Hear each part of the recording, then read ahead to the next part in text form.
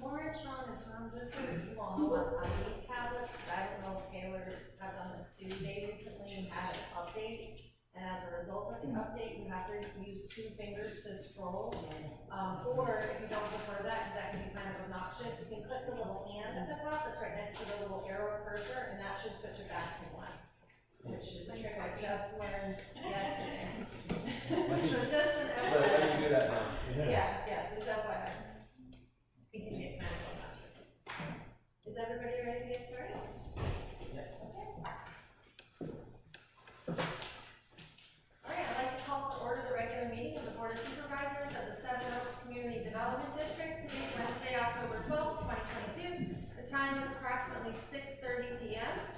Present and constituting a quorum, we have Lauren O'Donnell, Tom Graft, Here. Andy Mendenhall on the phone, Here. Sean Race. Here. Did somebody else join the call?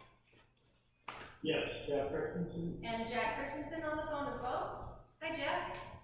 Yes. Present, representing District Council, we have Vanessa Steinertz. Representing District Engineer, we have Greg Woodcock. Representing Clubhouse Management, we have Teresa DiMaggio. Maintenance Manager, John Gentilella. And representing District Management, we have myself, Jana Cooper, as well as Taylor Nielsen. We have Josh and Charlie from Juniper in attendance as well. And joining us a little later on the phone will be Chelsea Waller from Waller Law. Did I miss anybody? And for the record, we do have audience members present. Audience members, before we get into audience comments, which is the first item on the agenda, I would just like to go over the procedure for audience comments. So each audience member is limited to 3 minutes, and this is just to allow the meeting to move forward. So I will set a timer on my phone, not to be rude or cut anybody off, but when the timer goes off, I will ask to move on to the next audience member. Are there any questions on that procedure? Okay. Anything else the board would like to add on audience comments? I just have a technical issue. I don't mind it. Okay, let me get you. I touched the hand and it disappeared. Oh, no. That's all right, I got it. We're all set up to leave it. That's a new one. Yeah. I just saw it. That's, oh, yeah, I see what you mean. That's strange. Okay. Okay, you're welcome, no problem. Anything else, supervisors, you'd like to mention under audience comments before we start? Okay. All right, I'm gonna go ahead and start the timer. I'll just go ahead and go around the room. Ma'am, would you like to make a comment? Yes, my name is Lena Harlan. I live in Springwood. I have been here since the development started. 2003, my home was built. During that time, I guess the Seven Oaks community, they decided to put greenery in. I'm on the inside line, and there was greenery placed there to put a vegetation to privacy fence. Okay, since that time, it has grown really high and outrageous. It's just growing wild all over the place. So it has caused a few problems to some of my neighbors on the other side, not me, but their side. So we're trying to figure out how to get it under control, move back so it may not fall on someone's house, or the roots may not uproot their fence. My neighbor has some other input for it. My problem is that the community put it in, but now it's our responsibility to pay for it as the homeowner to get it removed or get it under control. I'm here to ask that the community help us financially to take care of this, since we didn't ask for it to be there. You put it there, and it was a wonderful gesture, but no one said that. In the beginning, you guys were taking care of it, not you guys, but the community was taking care of it, maintaining, watering, cutting it back, and then they stopped. but we never paid any attention. I didn't since 2003. But now that it's become a problem, it has become the homeowners' problems, and we're trying to figure out how to get the funds to pay for it, to get it back under control. And I just can't afford to pay that kind of money because the trees have grown taller than the homes. You know, telephone poles, they're huge. So, I'm here to request that I get some funding from the community to help maintain and get it back under control.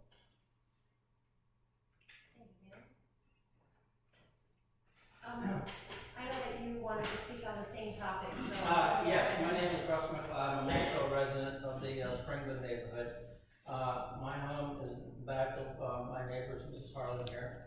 To better put eyes on the situation, I did provide some pictures so it could be understood a little bit better. My position is I would like to know the position of the board as we go forward. What I've done on the first page was just took a picture of the tree that we're talking about this evening. And if you look at page 2 in the lower right-hand corner, you'll see the CDD's water line going when they were nurturing and taking the tree, which is my understanding they put there in the first place. And then the next page, 3 and 4, you begin to see what the roots of the tree are doing. They already impeded my fence, and the concern that we have as neighbors there is the integrity of the tree coming to the foundation of our home. Something needs to be done. We haven't quite got to the plan what's going to be done, but I would like to know what the position of the board would be. So the last page, number 5, was a root that is going right to the house or the foundation of my neighbor's house on my one side. John has been very gracious in coming out and look at the situation. He's given us some ideas. He's also introduced us to Joe's Tree Service, which gave us some numbers and things of that kind. There's so many different options right now, it's difficult to say what position we'll take, but I would like to know what the position is with the CDD board. And as much as they put the tree there, they watered it, they made it grow, and then they just left it alone.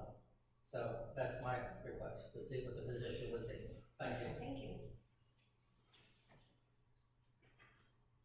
Yeah, one more comment. You know, a couple of years ago, you just replaced over 2,010 of the streets for problems of this nature, where they were destroying the sidewalks and so forth. So they have taken some sort of redress for some problems with the trees.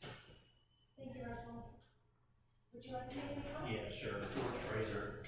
I noticed that the tabs didn't make it to the meeting documents, so there was nothing to review for tabs 1 through 6. So if you look at the agenda for 10-12, it stops after the minutes from the last meeting, so I don't have anything really to say. Other than, for 4B item on the agenda, the second cash drawer, I thought that was done. I thought that was approved and ready to move on, so I wasn't sure what the discussion was on that. And kind of the same thing with the coffee table, unless maybe there's updates on the cost and pushback from the resident.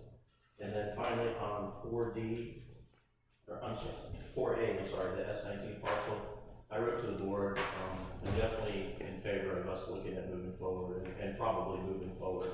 I feel like even if it's maybe could be expensive, I think we'll kind of learn that as we go along. We can always back out if we had to, but I haven't looked at this packet, so I really don't know your position, so thank you.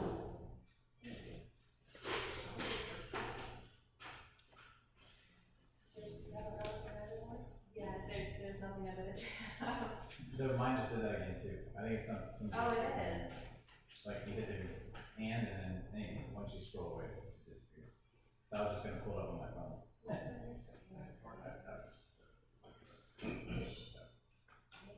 I'm working on it. Did you get to what? I did.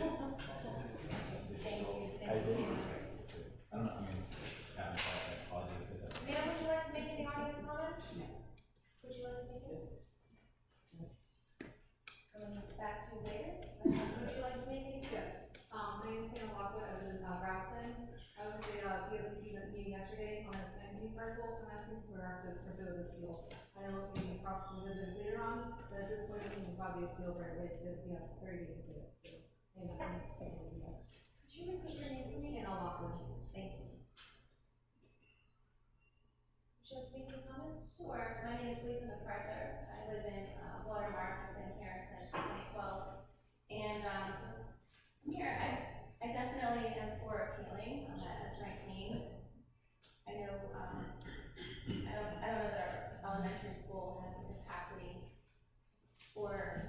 volume, they already have trailers, and they're kind of overflowing as it is.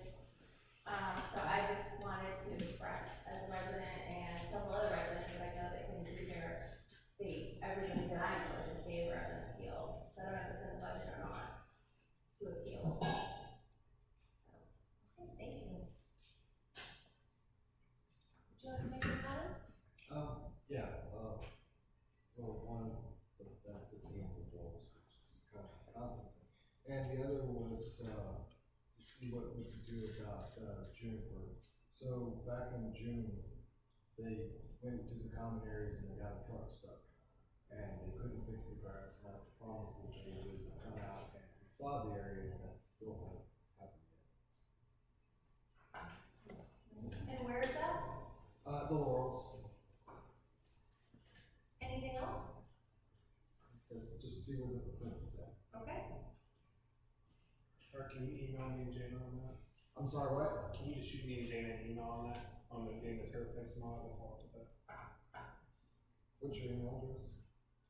I'll give it to you after the meeting. It's what? I'll give it to you after the Okay. meeting. Ma'am, would you like to make any comments? Yes, my name is Leah Oxley. I'm here because my son was the one that made a marking on the table in the clubhouse. I've spoken with Taylor, spoken to Teresa on several occasions. We have it in the actual agenda, so if you don't mind, that way I'll let you a little bit more time to talk if necessary than the rest of the minutes. Because we've actually got that for discussion later on, so we'll come back to it. Did you have anything outside of that that you wanted to say? Thank you, Leah. Sir, do you have anything? Can I reserve my comments till after you talk to the attorney? That would be a board decision. About the S19 parcel? Yeah. What was the question? He's asking if he can reserve his comments until after the attorney speaks, after Chelsea speaks to S19. Why would you want to? Yeah, why would you wanna wait till Q&A, yeah. Because I think, what she has to say will have a significant impact, on the options that the board may consider. And I would like to contribute my comments, using hers as a basis. If she says what I think should be, I don't have any comments. I just want to waste the board's time. Is it possible that maybe you and I could talk offline after we hear that? Absolutely. Okay. I would like to do that and just kind of keep, when we talk about S19, just based on the board, if that's okay. No problem. Okay, I appreciate that. Anything else? No. Okay, thank you. Sir, do you have any comments? No. None? No. None? Nothing? Ma'am, any comments? Just as a retired federal government person, I have learned one thing: always appeal. Always appeal, always appeal, always appeal. And also, I'm in Willowstone. At the end of Fern Lake Court, there's a culvert that looks like it's been broken for at least 6 years, and it's slowly washing away the soil down there.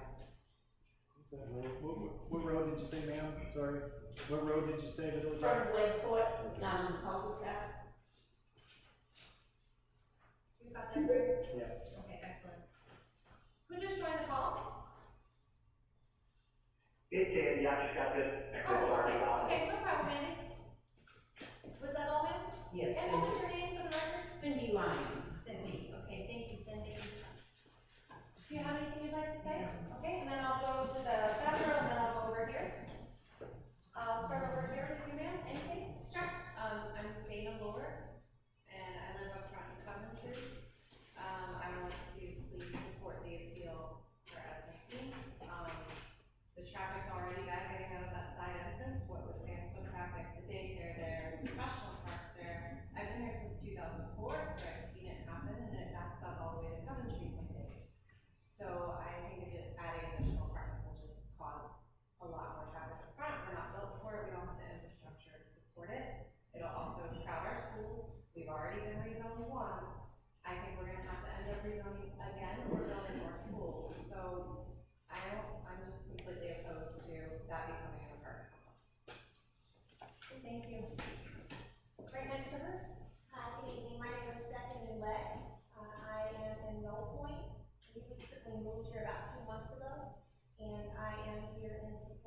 appeal process. Anything else?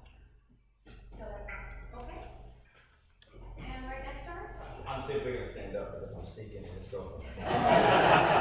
Good evening, everyone, my name's John Wainwright, I've been in the community now for a little bit over 8 years. I live in Pinecrest, as many residents, I'm voting, the appeal process of S19. I also, I back into the sidewalk back here, and I personally don't have the issue with the golf carts. I think spending the money on the golf carts to monitor the golf carts is a waste of our money, personally. I think with the amount of golf carts that are in this community and backing up to the trail, the amount of golf carts that I see daily is very, very minimal for the cost that we're gonna spend. That's just my personal opinion. Granted, they shouldn't be on the trail, that's one thing, but I don't think spending $15K to monitor that, is just a waste of money. Thank you, John. Ma'am? Right next to her? And is there anybody else on the other side of you? Sir, would you like to make any comments? Yeah, Terry Wellman, I live in Pinecrest, I've been here since 2004.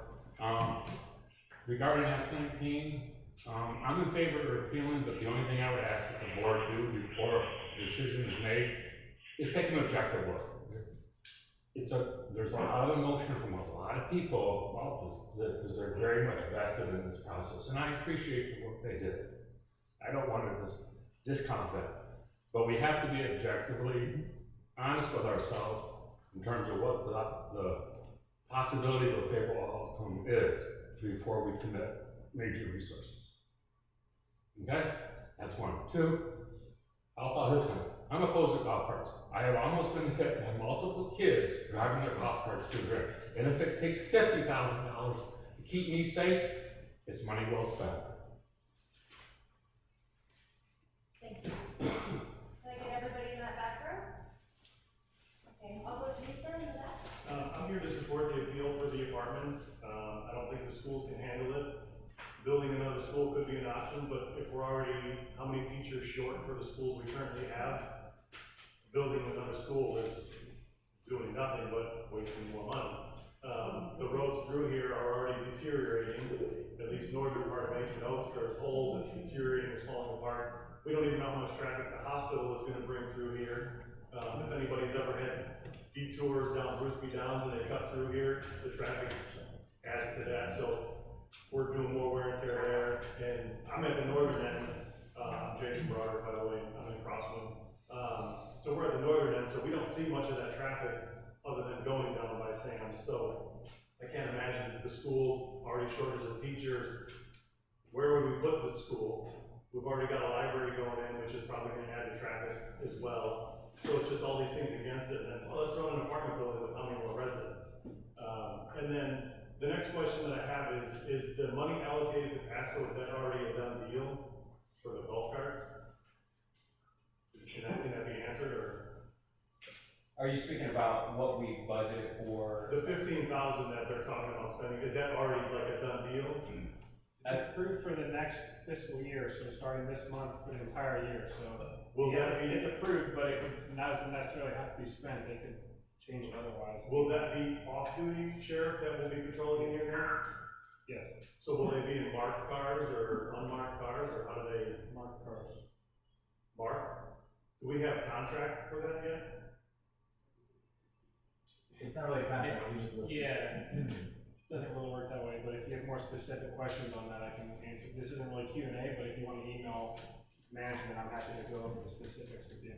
Okay, my thought on it was, we're gonna spend 15 grand for sheriff to patrol for golf carts, but if golf carts don't need to have tags on them, sheriff would need probable cause to stop these golf carts.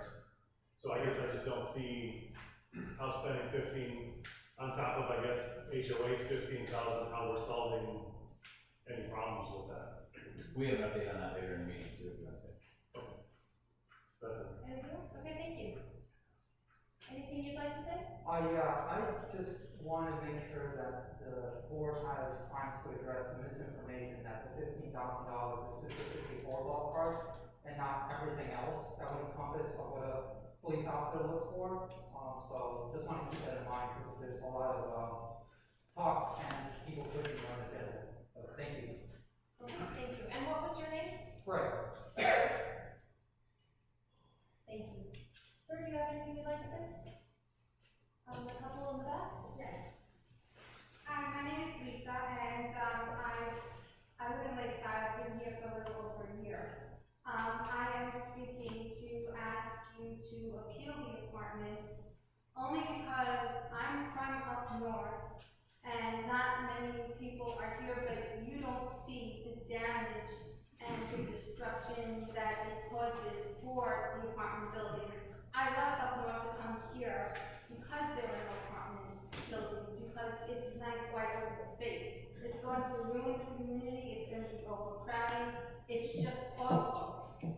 So I'm just hoping that you guys would, help me to that, because that's not something, I ran away from. I don't want it here, to be honest. Thank you. Thank you. There's witness protection back there. Way in the back, in the blue shirt at the high table, would you like to say anything under audience comments, sir? Take that as it. Not right now. Would you like to say anything for next to him? Yeah, my name is Wesley, and I want to just bring up the golf cart issue. I just want to say thanks for publishing in Facebook the rules for golf carts that did clarify a lot, probably for a lot of people that don't read the covenant guidelines. But I do have one question about that. For the trails and for the bridges that are in Seven Oaks, who enforces the no golf carts on the trails and on the bridges? On the nature trails and on the bridges that lead to the nature trails. I got the map, putting that in the Facebook, that it was a county ordinance and it's up to, the sheriff's department, but I'm not sure I read that correctly. Who does enforce it? The trails. Would like to address that? So isn't it the sheriff's? So we can't do anything, that's our problem, is that we don't have any enforcement ability other than restricting people access to the pool or something. So that's been the problem for so long, is we don't have any way to regulate it. The rules are what they are, but if you want to clarify these. No, that's true. Any district rules that are violated are handled through the provisions for violation of those district rules, which would be suspensions or warnings, those kinds of things. But the district doesn't have strict police power. So we're kind of like babysitters, we can't really punish like a parent. we don't really have any way to punish people. So you have a rule with no enforcement. I think the ballot polls. Yeah, the ballot poll. So we are going to talk about this later, but there's going to be ballot polls and just other deterrents that would help enforce. Okay.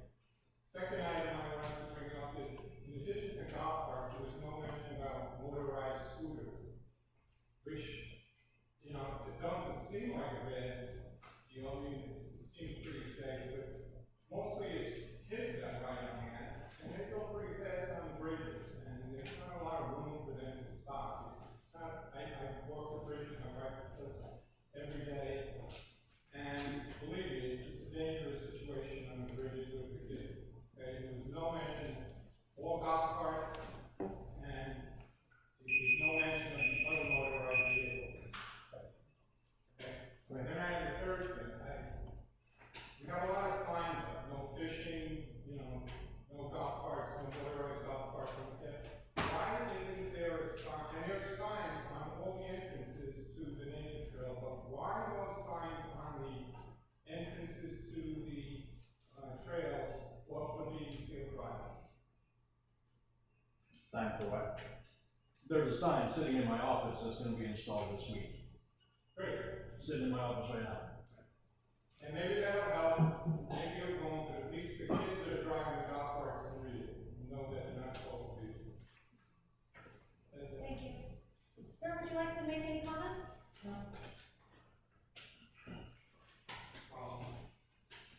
additional comments. No additional comments? Okay. Did I miss anybody? You missed. You had a comment to make?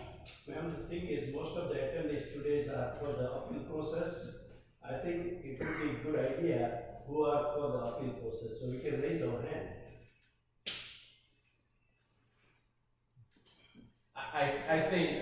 I think, you know, I've gotten a lot of emails today, I think, of the other board members as well, so we hear the voices that you have regarding S19. We will discuss that a little bit further into our meeting, especially once we have a conversation with our attorney.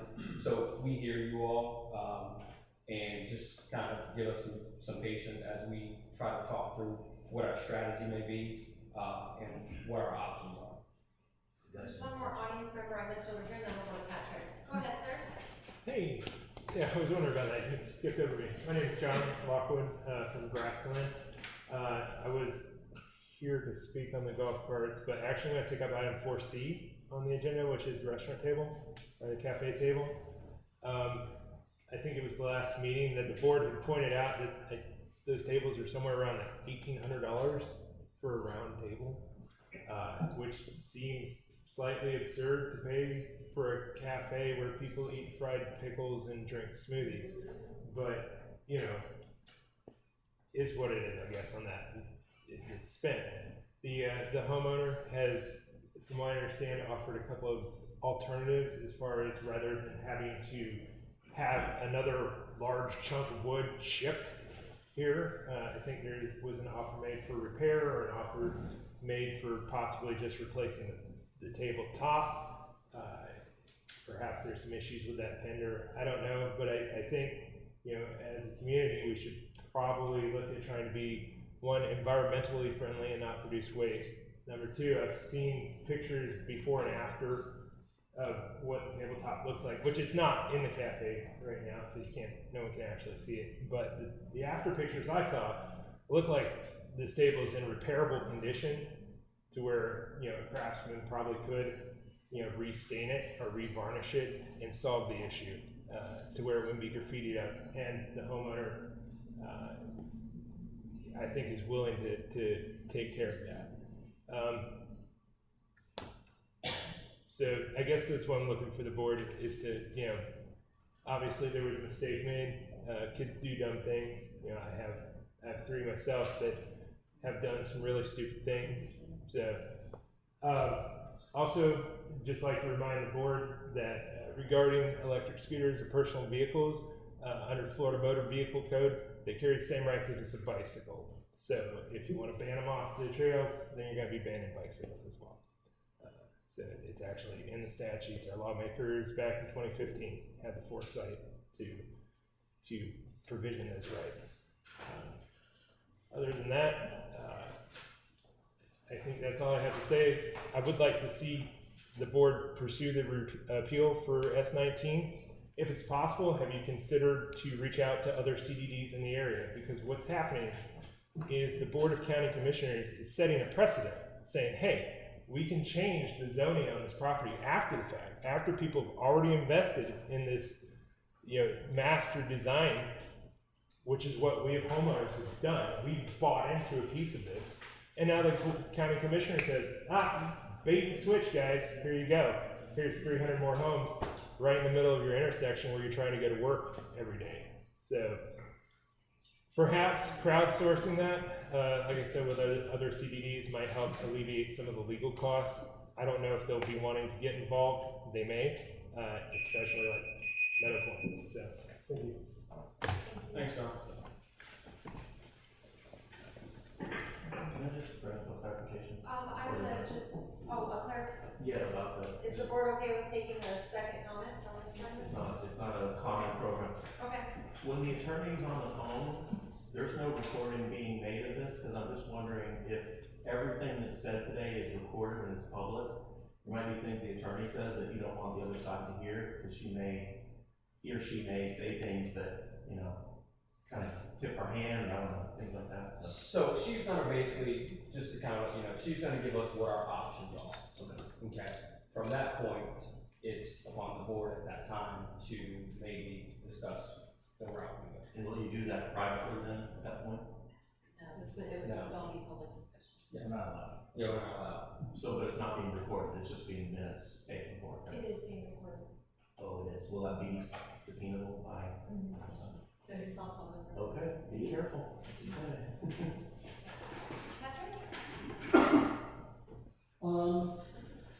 For those of you that don't know me, I'm Patrick Mullen. First of all, I vote for an appeal. It was a very busy day yesterday. I could go through points. There are tons of people to thank for the work they did putting into the presentation that we did, and people that called in as well via WebEx.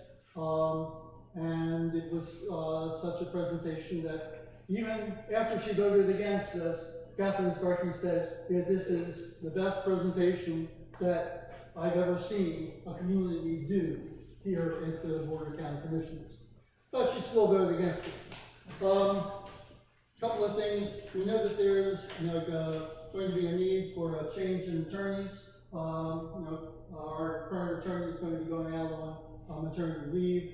Partner is leaving the company, went to Texas, and her father was retired. I sent you guys a list of lawyers, best lawyers in Florida, across a wide number of specialties, so you can pick through those. The full copy of the presentation is actually version 7. What was handed out there in the box is left over from a previous print the day before, that's version 6. I would suggest that lawyer selection depends on strategy, and really, strategy. Does the CDD file an appeal?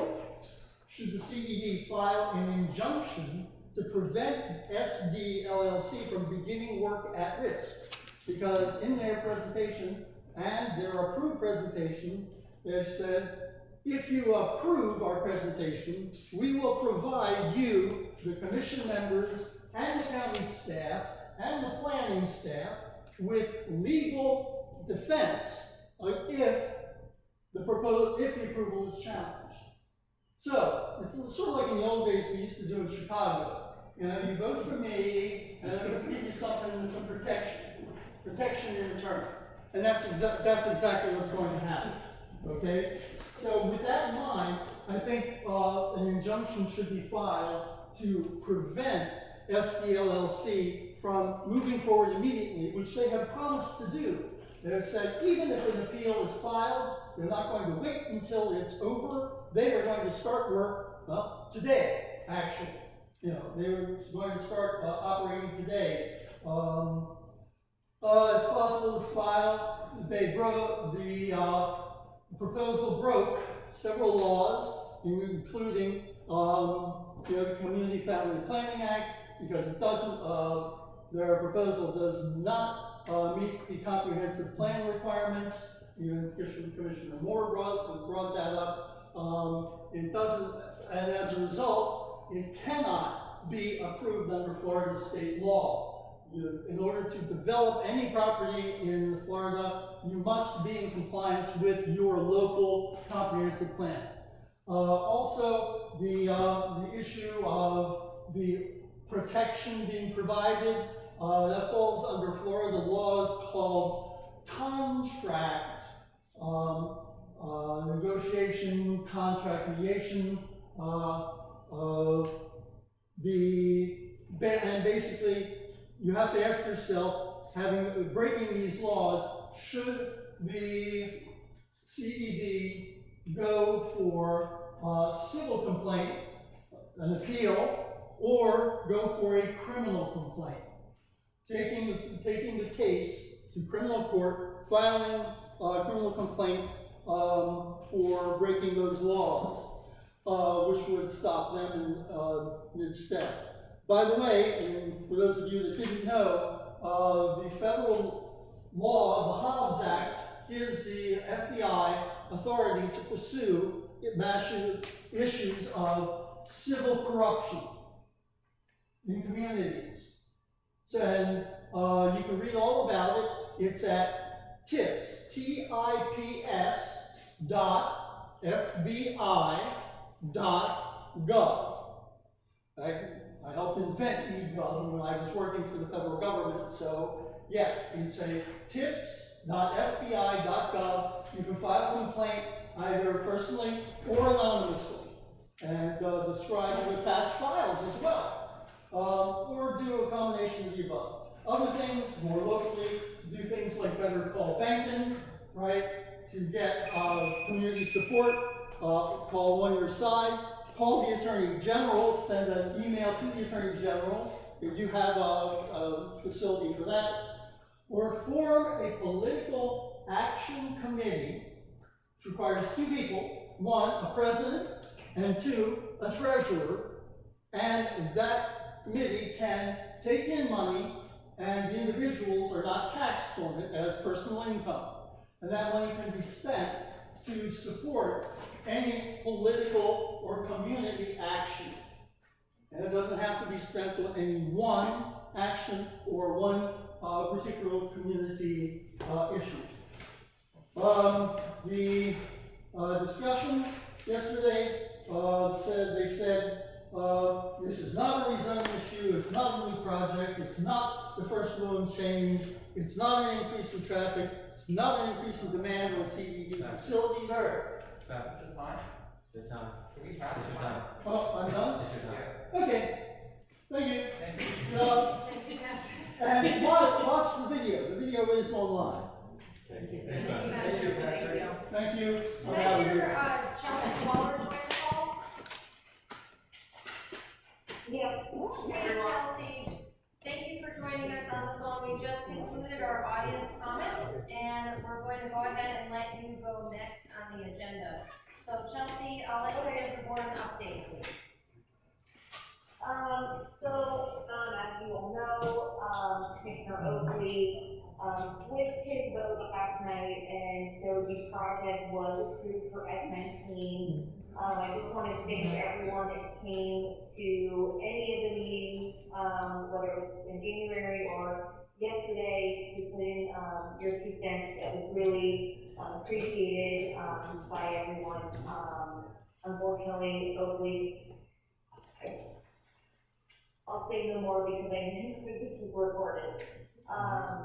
And then after the conclusion of the hearing last night, I believe some of us were given some bad information about the appeal process, and we were a little more optimistic on our odds in the appeal. However, I have spoken with the county attorney, Dave Goldstein, today, and he spoke in depth about the 2 types of appeals that are available to us. And so these appeals are both to the circuit court, and that consists of a rotating panel of 3 circuit county court judges, as determined by the primary appellate judge. And the current judicial assignment has 7 judges on it. The primary appellate judge is Judge Diskey, who is in Newport Richey, lives in Newport Richey, and that's where he is located. And then out of those 7, there's only 2 of those judges on the east side. There'll be Judge Bass and Judge Bartle. And I know that they're familiar with the Seven area, specifically S19. So I'm going to talk about the 2 types of appeals just so everyone kind of knows how this works, because it is important for us to understand exactly how it works, what the risks are, in making a decision on whether to appeal this. So the first one is a certiorari review. The Board of County Commissioners, or the court can review the Board of County Commissioners' decision to determine 3 types of things. 1, whether the parties were afforded adequate due process, and I believe that's an issue. Number 2, whether there was a departure from essential requirements of law. 3, whether the board's decision is supported by competent, substantial evidence. And competent, substantial evidence is evidence a reasonable mind would accept as adequate to support a conclusion. And on this type of review or appeal, no matter who wins, there can be no award for for attorney fees and costs. So that is important to know.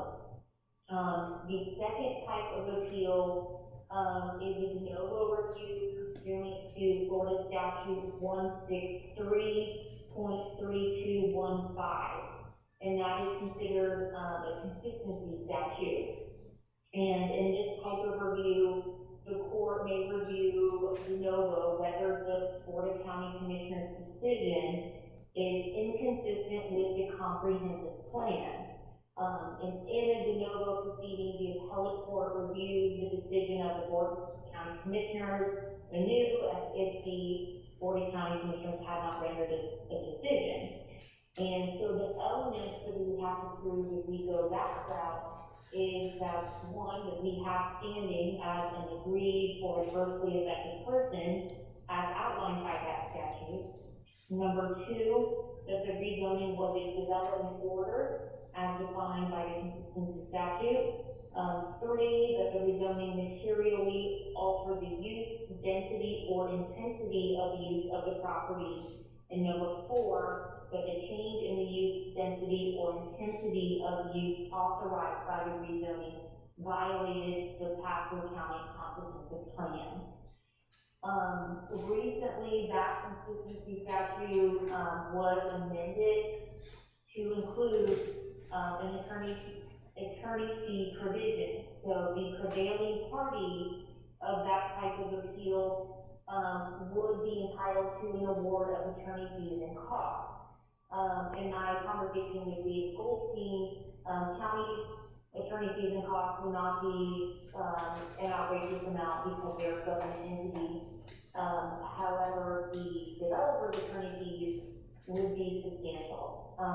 And that is a huge risk that we would need to consider in determining whether we want to go that route. Ultimately, we have 30 days from the date of the signed resolution to file an appeal, so time is of the essence here. And I know the CDD is working diligently to do what it needs to do to make this decision. Costs in filing an appeal would include filing fee and obtaining transcripts from all of the Board of County Commission hearings. And the cost of those transcripts is really dependent on the length of the Board of County Commission hearings and those happening Halloween fees. So, that'll be several $100s. So that's kind of the general overview. These proceedings are so few that it's hard to, determine what our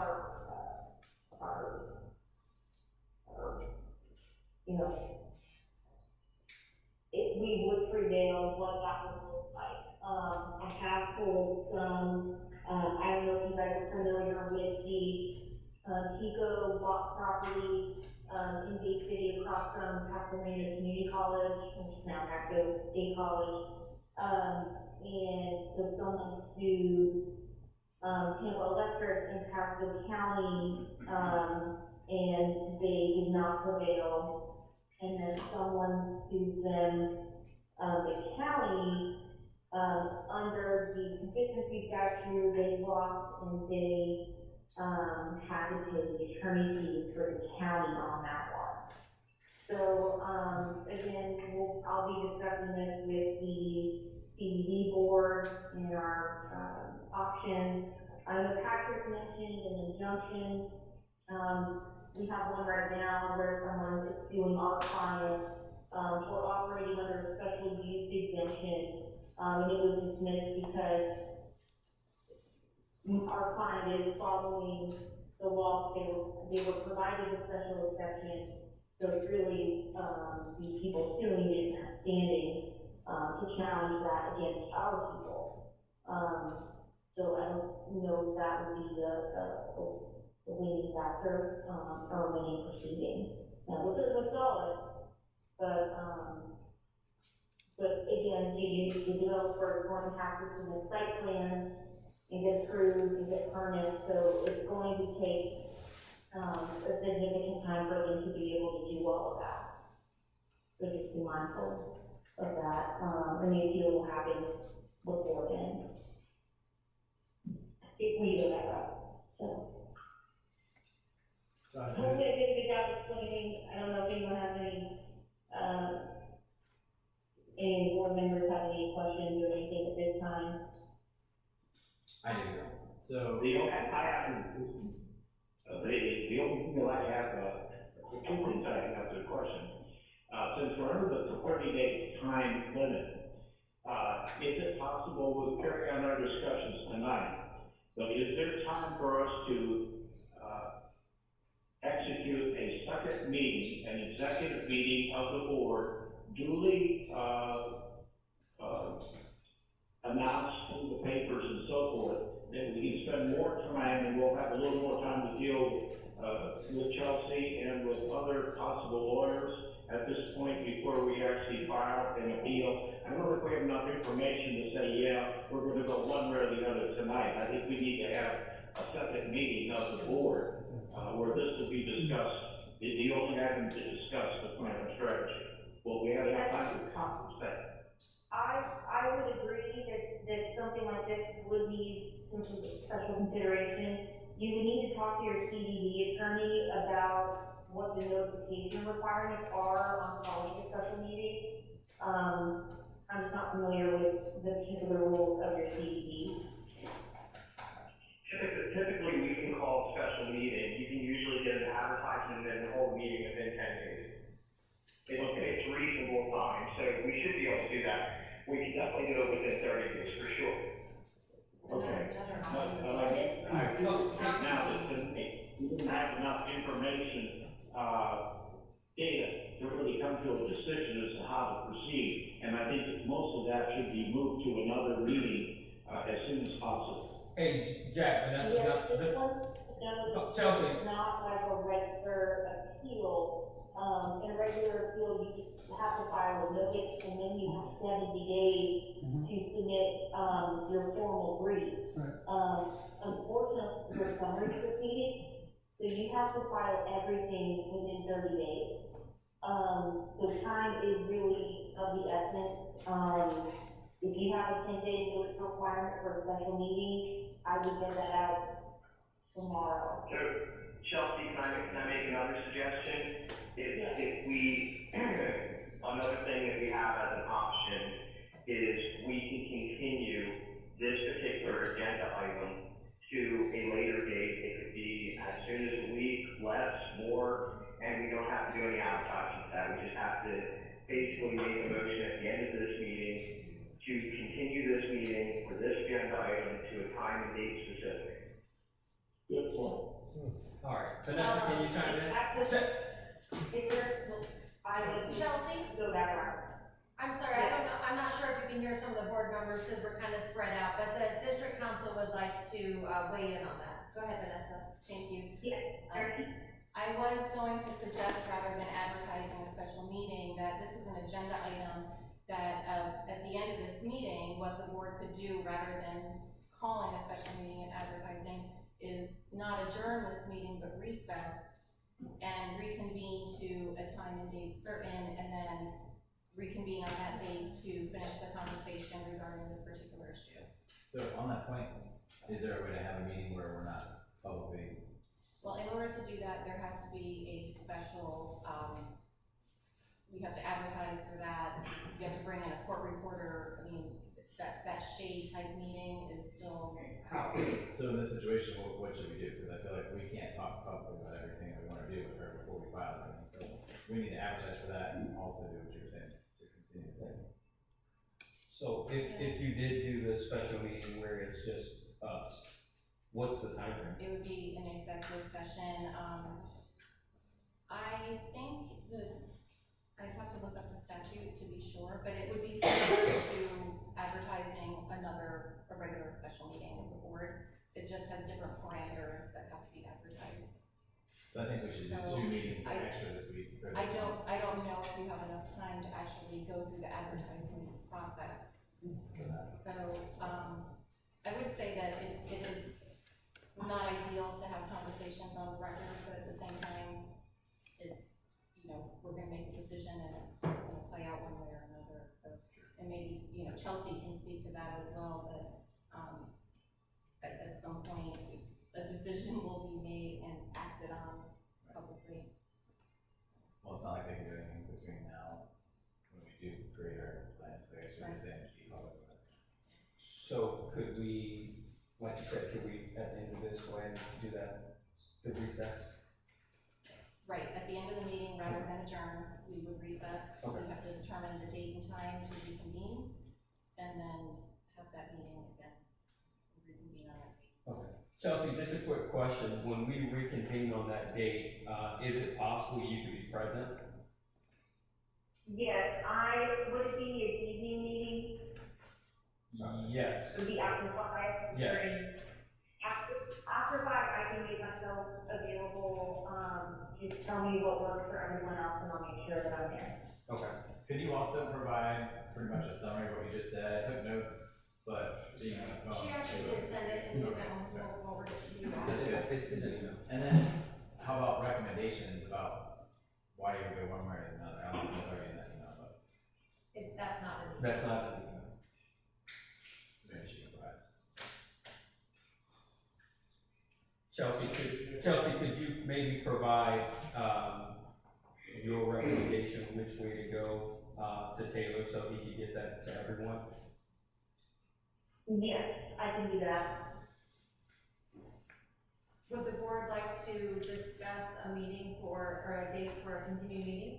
It sounds like that's the direction that everybody would like to go to avoid having to wait the 10 days to advertise. Wednesday or following. Can we go? And at that meeting, we would then decide for sure if we're appealing based on what the victim would, or should we decide that? It sounds like you all wanted to have more information, to have more discussion and talk about it further at that meeting. That was my understanding, unless you'd like to go in a different direction. Okay. What days are you guys available? Should we say that time now? Yep, I think that would be best if we establish that date and time now, and we can announce it now, and then we'll announce it again at the end of the meeting. You want to go up with it? We just do it Wednesday if you want to do the same. I mean, I would say either the 19th or the 20th, whichever is available. Nope, I can do either. Chelsea, do you have any restrictions on 19th or 20th of this month? Either one works for me. The 19th might be better as a full day trial on Friday, so. Teresa?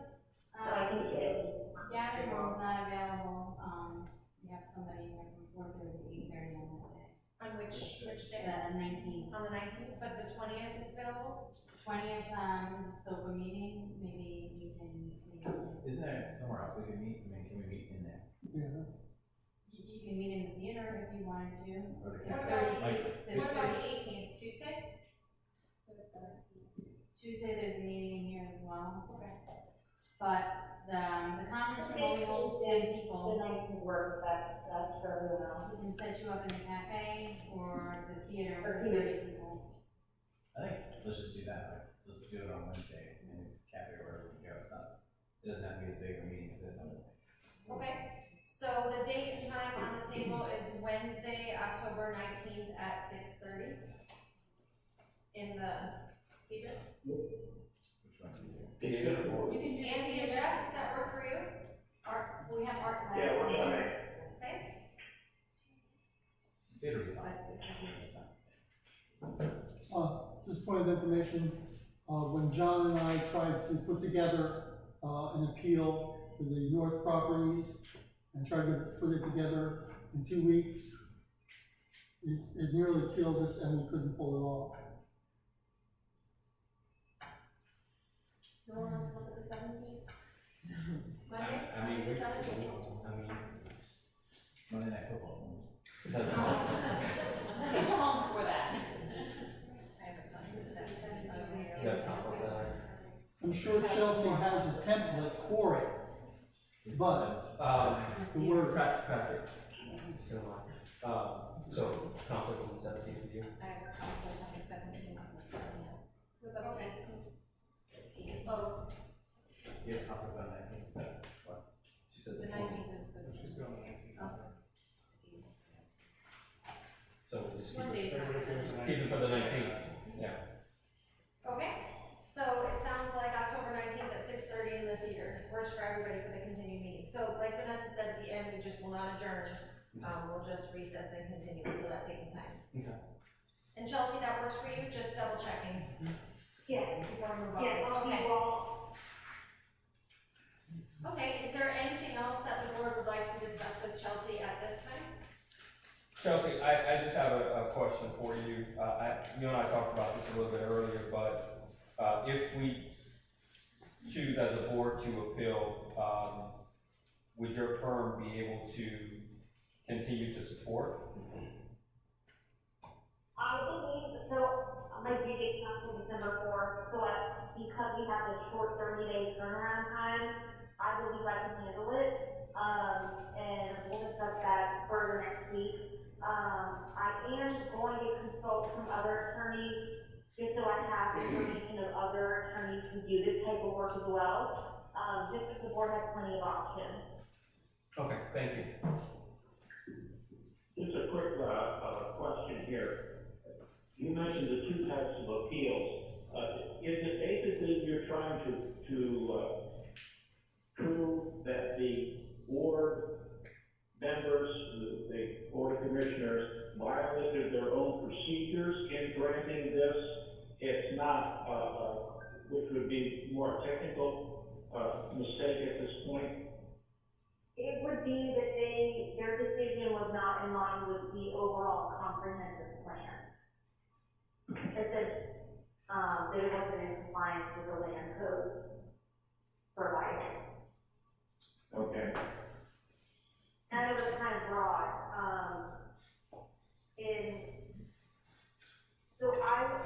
like I said, I'm going to research this more. I'm gonna look up case law. These types of things don't happen very often in Pasco County, so there's not, I pulled some orders on cases that have gone for appeal, but I am gonna look into other counties as well, that may have more litigation, so we have something more to compare to. Okay. Anything else for Chelsea? Andrew, Jack, anything else for Chelsea? No, that's good. Okay. No, thanks for letting me, I appreciate it. Okay. All right, thank you, Chelsea, so much for joining. No problem. All right, have a good night. You too. Okay. That concludes the update on the S19 parcel for now, and we can go ahead and move back on the agenda. Behind tab 1, you'll see John's Field Operations Manager report there. Pretty simple report this month. I know you've all seen if you have any specific questions on the items that are listed. If not, some of them are repetitive, you know, still waiting for the pool heaters. The only scenario of the pool heaters update that is not on this piece of paper is the electrical components are all completely installed on the junior Olympic pool, and they are waiting on the county inspection before they can actually tie to the main power source. The county inspection is already a week and a half waiting, so they're hoping that it shows up soon. But their hands are tied until the county gets out and inspects. So once the inspection is done, If the inspection passes, which we should, then they simply connect the main power and they'll throw the switch. So everything else is installed, they just can't move forward until the inspection's finished. that water's cold. So that's the only update to what you're reading there on the report. Okay? Other than that, it's kind of short and sweet this month, so not a lot to actually discuss. Do we want to discuss any of the audience comments that may affect my world now, or do we not want to do that now? If you don't mind, so the issue with the tree, I know Tom also has a tree issue in his. My neighbor. Right. So can you Yeah, so I visited with the homeowners on the trees that are behind their homes. The scenario that exists in these 3 homes, or all the homes there, the CDD has no property between these houses. The lot lines abut right up against each other, so the neighbors property lines run right along. The CD has no property there whatsoever. Is that this one? Correct. So I did inform them that, you know, from what I can tell when I was standing out there, the CDD has no property here. It's all private property. We don't come in and do work on private property.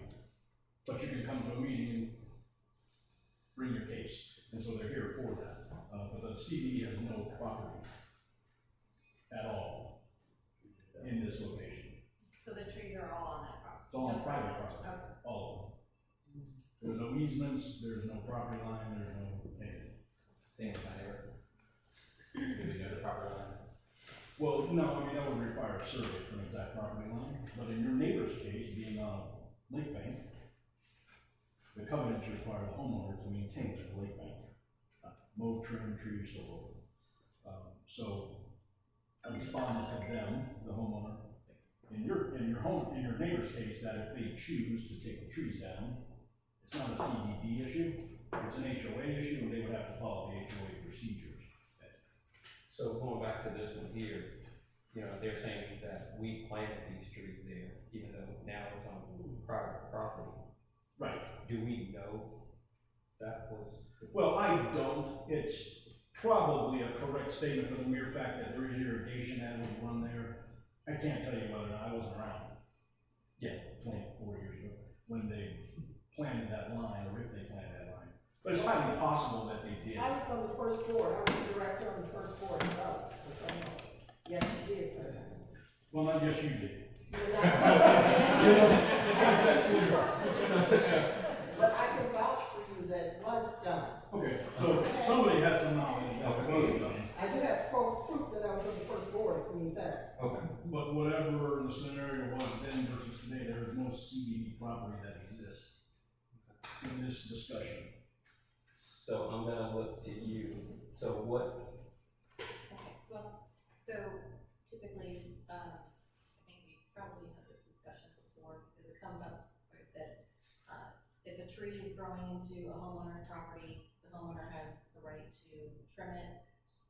Roots that are going into the property, they have the right to cut those, as long as it doesn't damage the tree, because if the tree gets damaged, if it's on district property, if it's a district tree, that then the district could have some potential liability for damage caused by that disease or decaying tree if it were to fall or injure someone or property.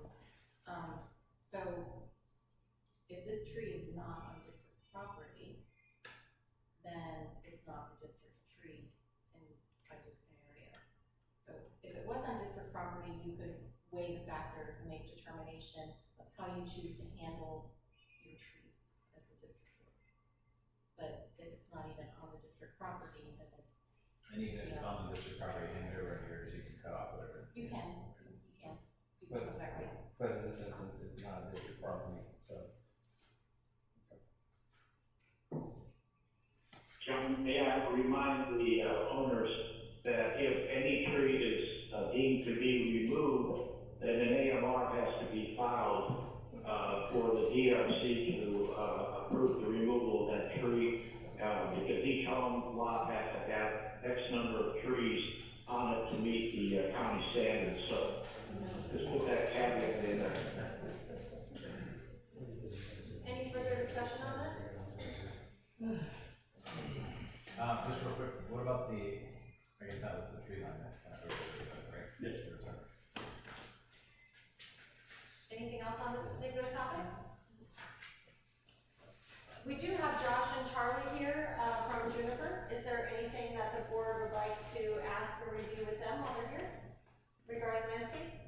No, I would just say thank you for cleaning up so quick. I think there was a lot of feedback on Facebook and everywhere else, like you guys got out there pretty quickly and did a good job. I'm sure you guys are super busy anyway, so thanks for making us a priority. Anything else for Juniper? I'm good. Nothing further? Hold on one second. So with the laurels, is that being taken care of? We're moving forward with an estimate. No, he's talking about sod. No, I'm talking about the sod. Yeah, that's an extremely simple scenario. Okay. It just got overlooked. But we're good? We're good? Yes. Okay. Okay. Thank you guys. We appreciate you coming out. Anything else for John?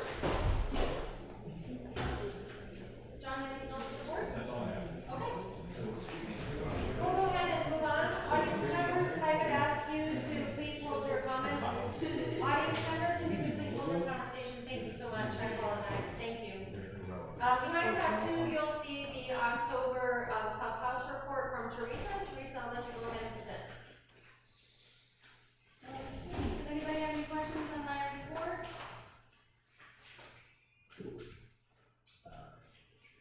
What would you like to highlight?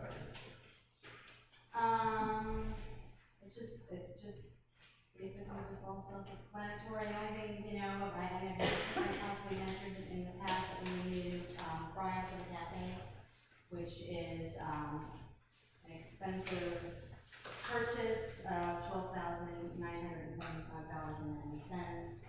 We are waiting on a part. It's been a couple of months to see if that would rectify the situation we're having. So we won't know until that part comes in.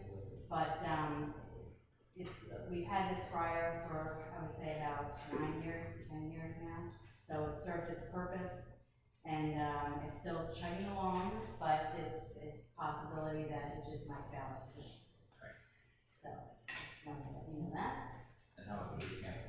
Boot camp is good. We added another day for boot camp. Her classes are growing. She requested another day, a few days, but I was only able to give her one. And I let her know if we receive complaints and things like that, we're gonna have to just cut it back.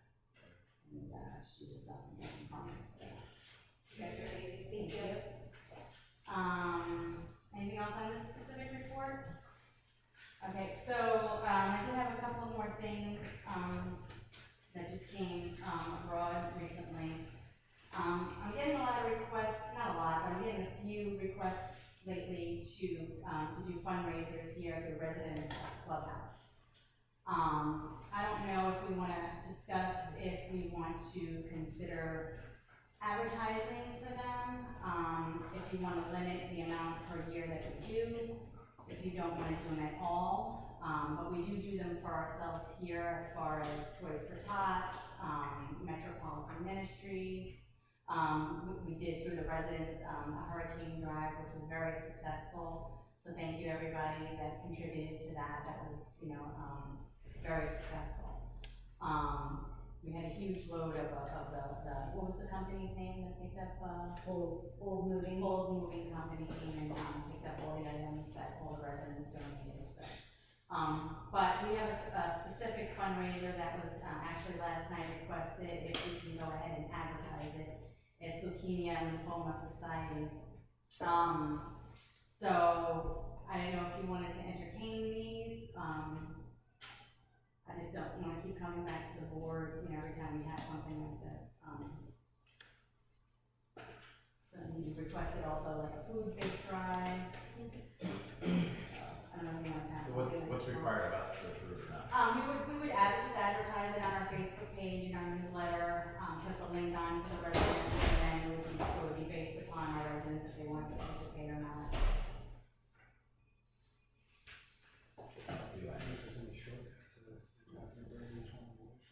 Oh, this isn't even for here, it's to go to a.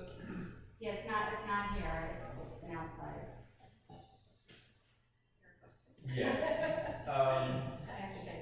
Yeah, so what is the, standpoint from? Yeah, I think it's difficult to, draw a line, charitable events and organizations. Typically, you would use district resources for district purposes. So if there is a particular charity or the district finds that it benefits the district or the residents of the district, you may find that you will advertise it here or on occasion actually have the fundraising event at the clubhouse. But I would caution you to be careful about advertising every request that comes through, because at some point, I don't know if it's not a district event or a district endorsed fundraiser that has been reviewed, to make sure that there is a legitimate charitable organization on the other end of it, that, you just wouldn't want to get in a situation to find out that there wasn't. I don't see why we would advertise something that's not even at the clubhouse. Well, and then my question too is, with the things that we've, Toys for Tots or whatever, like, what's the procedure with that? Do you get that over to Vanessa, she review it? What's that procedure look like? No, we just advertise the Toys for Tots. But we're coming here to drop that stuff Yeah. off. Okay.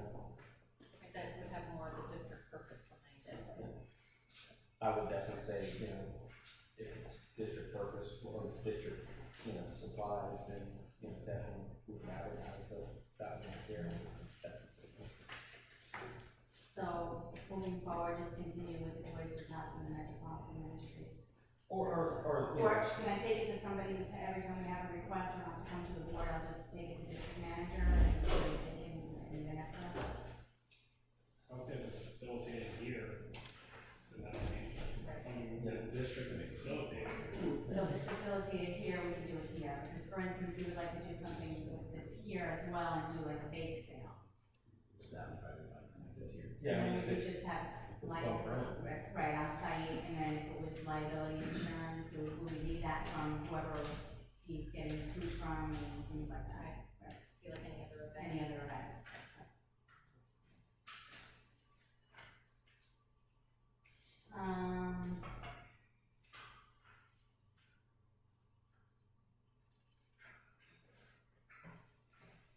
Oh, okay, so, we had some damage, on two of our awnings from the storm. John and I spoke about this, and, I also sent it over to, Taylor, and got proposals to have, two of the awnings replaced.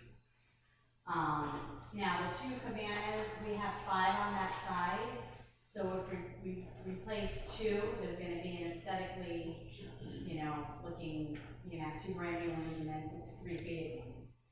So we discussed replacing all 5 or just replacing 2. My thought process is to only replace 2, because next year we have to replace them all, because they are failing, they're all brittle, and they're all kind of falling apart. And if we were gonna do that, I wanted to change the whole look and the whole design out there, and not keep the same pattern and the same color. So I'm just gonna, put my 2 cents in and just replace the 2 that have been damaged. John, do you have an opinion on that? Why would we replace just 2, just to replace everything next year? Because they're ripped and that storm, you know, blew them down. So right now we have no awning on one of them and the other one's ripped. But why, I guess my point was, why not move up your time frame for replacing all 5?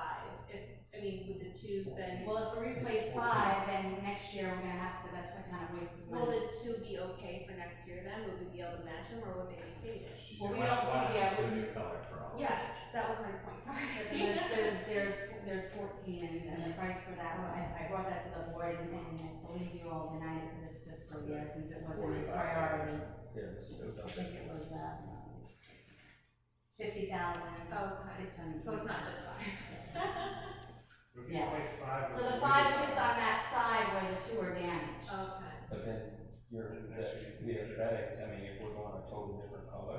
That's why you do 5, so they're all together, but. So you could do 5 of it. 5 of them, you know, right? Well, we wanna do like a blue, something totally different than what's out there now, it's like brown now, so to me it would clash. just my opinion, I'm not a decorator, but. Can we repaint these things? No, I would say 2. I guess my question, you know, and this kind of goes back to, you know, if we're wanting to change the whole design,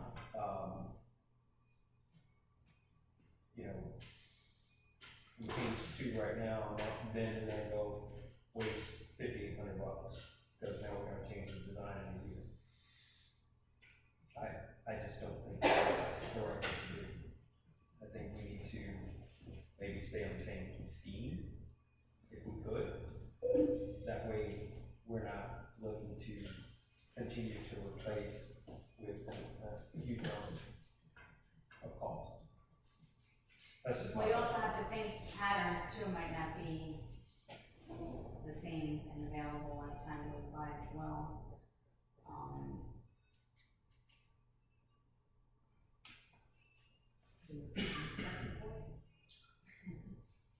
That is a lot of money just for 1 year.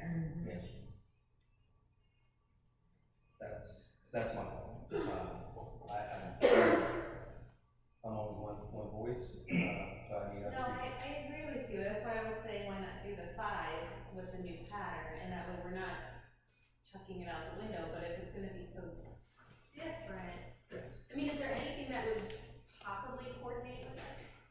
Well, I have to see if they still have the same, I mean, they still have the same pattern now that we have now, that's what this proposal is. But if you wanted to change it to blue, we could have some that, and I'm just throwing this out here, some with blue and brown stripes that would bring in the brown, and then you could.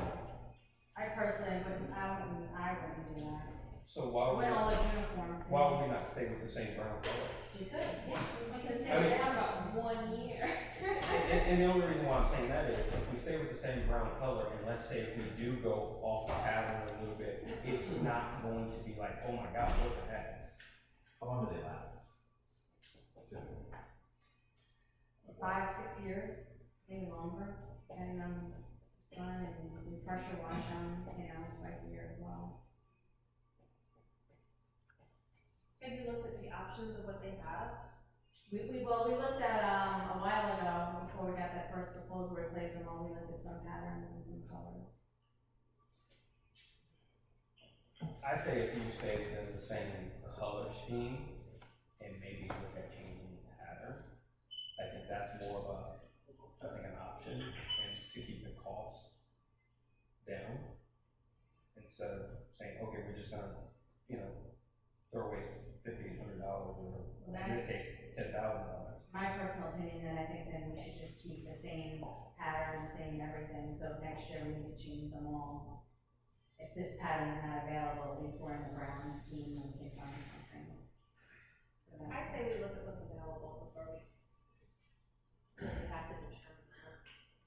So would you like to be involved, and I'll request the patterns, and I can call you and you can come look at them, and See if we can can figure out report somebody something. for that and get an opinion, and Because if if she it's can make a 1 year. decision. Oh, 1 year. well, yeah, sure. I personally wouldn't mix and match. I think it would. I think there's a way to coordinate. It might not look, it's 1 year. Yeah. Well, And we're not wasting money. Whatever you all wanna do. It might not work. So what's our plan B if there isn't anything that, do we need the 2 cabanas up and running for a year? Well, there's no shade at all on one of them, so the other one's ripped. The other one we can get away with, it's just ripped on the front end. But one is, the whole shade is off. So an inexpensive option is the brown tarp. Just like you would tarp a roof, you see it with blue. Yeah. You would just brown tarp. I'm saying it's an inexpensive option to stretch you out. Same color scheme, it's cheap, but it'll stretch you out until you decide to replace it. That's just an option. A cheaper option. Who does this? We do a brown tarp. Never heard of it. I was just, there's this like the tailgating tent. I have one. Do you? And it's just, it's a completely inexpensive option, should you choose to take that route. Temporary, it's a temporary. That's why I keep saying it's temporary. Or you could drop the $6 grand and put new ones there and change them. Actually, it's 11, That you're at cheaper level. Well, the other one, I mean, it's ripped, but it's not totally off. So, question, with it being during the storm, and I don't know what our deductible is that maybe something we could. I already sent it over to Taylor, so you know. Insurance through? Right. Due to the fact that it was I storm. think the main storm deductible is 10 grand, so. So then off 15 years. Unless we have one, yeah. Then all of them. Yeah, let's go.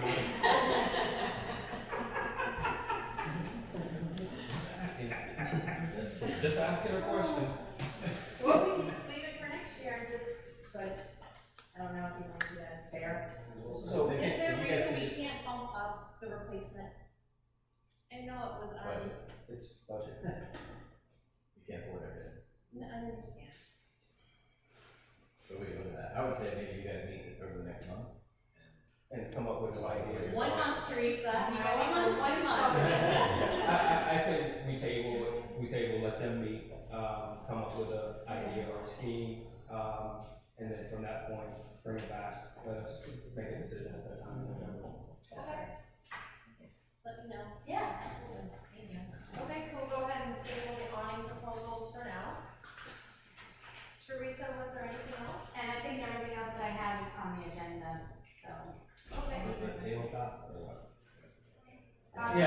Since she's here. Sure, we can move that up on the agenda if you'd like. Sorry, let me just flip to that so I can take good notes. So there is a discussion of the cafe table replacement on the agenda. We have Leah, and Leah, how do you say your last name? Oxley. Oxley? Okay, Leah Oxley is in attendance with us tonight. There's a couple different options that have been passed around through email over the course of the last few weeks. The cost of the new table was $2,812.95. So resurfacing options started being explored as well, and last we heard just today, they emailed Taylor that that repair would be, and it was just a rough ballpark estimate, nothing formal, between $600 and $1,000. I believe you forwarded that to the board, but that's not done by the manufacturer of the table. It's a separate vendor, like Furniture Medic type person. So those are the options that have been found and researched to date. I think from the last meeting, looking at this, I think we would give you the option to bring in someone that you would recommend, or in this case, I think Taylor has in the email here, JFC Restoration, to see, is there a less expensive option for you? And I would be willing to make a motion to allow that to happen for her. And Leah, just because we haven't spoken about this particularly, I went back to the supplier we got the table from, asking them if they would be able to fix it or recommend somebody. So what Sean's talking about and what she was quoting, the 600 to 1,000 range, is based off of their referred provider for that service. So just to give us, so I was hoping they would do it in-house because they can guarantee it, obviously, and it's not going to be a table kind of deal, but that was kind of the best recommendation that they had. Okay. Yeah, I provided, I think, 4 options maybe, and one of them was that I would pay to have someone come in and fix the table. Another table I found from the same vendor was identical, except instead of being 1 3/4 inches, it was 1 1/2. And that was a little more palatable from a price standpoint. I'm open, I'm not pushing back at all, it's just for me, $2,300 or whatever it was, a bit much. How much was the other table? It would, with tax and everything, it would have been about $800. But it was a 60-inch round, just like the one that was in there. I believe, I'm sorry to interrupt you, but I believe it was a different finish. It wasn't the same type of wood that the original ones had, if I can remember correctly. I have to go back and just look at that. I also reached out to the vendor today and I spoke to someone, and they also have a 60-inch round with the eased sides, just like that one was, and it's basically butcher block, but they can stain it walnut. And she said that would be about $500. And I can give you the name of the person I spoke to. So who can help us understand if these are good options or acceptable? That's the thing. I think that was the original concern last meeting. The board was skeptical that, should we try to fix it and it not look good? There's concern, but I don't know. I think that it looks repairable. I'm not a wood technician, so.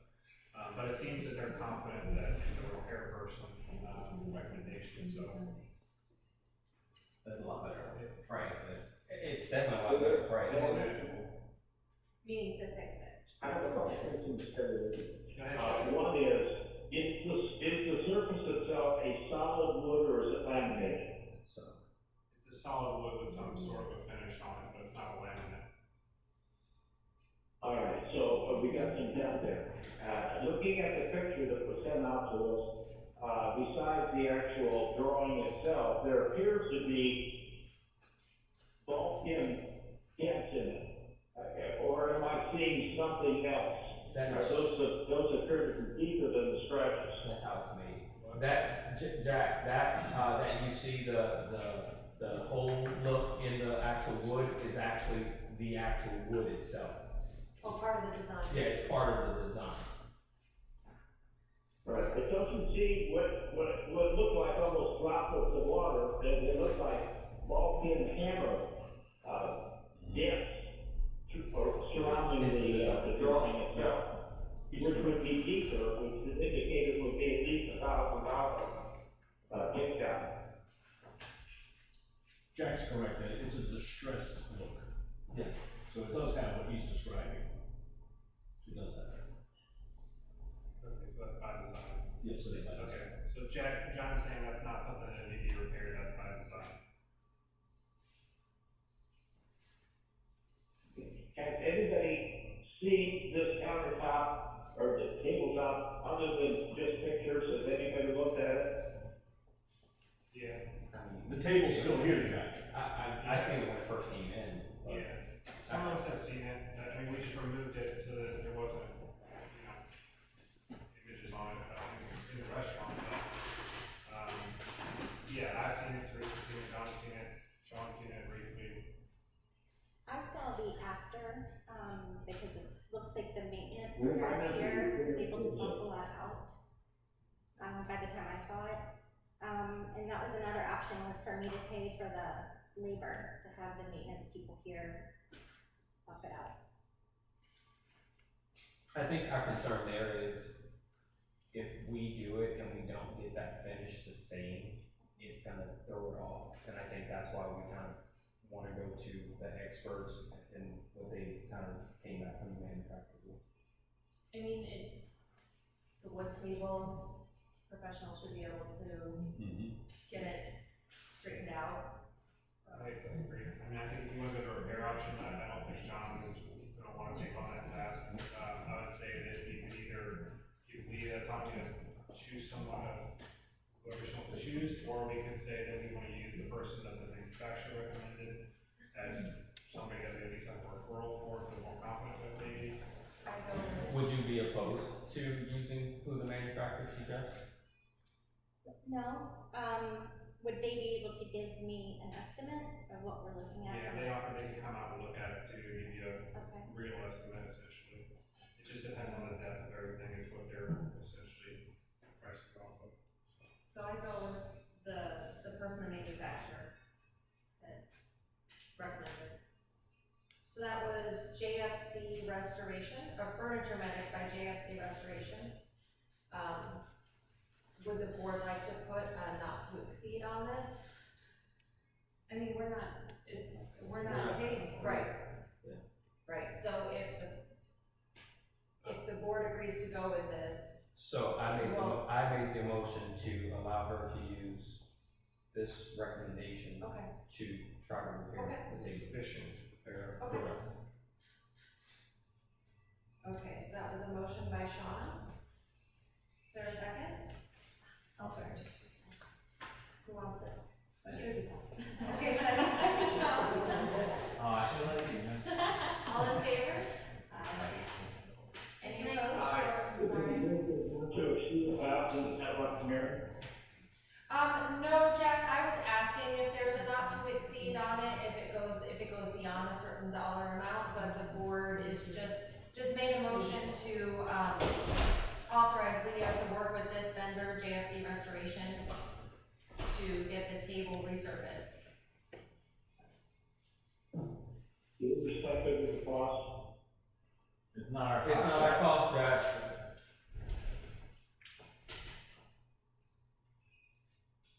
Jack, is that received? See, I'm having a little trouble hearing. I thought there was gonna be a not to exceed over 1,000. If it goes to 1,100, is the resident still gonna pay that, or 1,200, or whatever it might be? We're not giving her a limit, we're just letting her know that this is an approved option for her to repair the table using this specified vendor. Cost is not for the district to determine. All right, I'll go on with it. So since this is a repair being paid by the resident, is the district paying for it and she's paying us back, or is it she's paying directly? Or do we need a E-Verify and an insurance policy as well? I think we just let her pay the vendor out. I think if the vendor will accept the payment directly and do the work here, if not, it will be the accounting issue where we have to work out a payment to, from the Oxleys to the district once we get the estimate and work it out. But I think it'll just be a matter of getting the vendor out, finding out the cost, and how they'll accept payment. But as far as we go, we have to have E-Verifies and liability We're not insurance. hiring a vendor. So we don't have nothing to do. Anything further on this? Okay, Leah will get you that contact information. Thank you. Thank you. Okay, moving back on the agenda, we have district council's report up next. I have no report.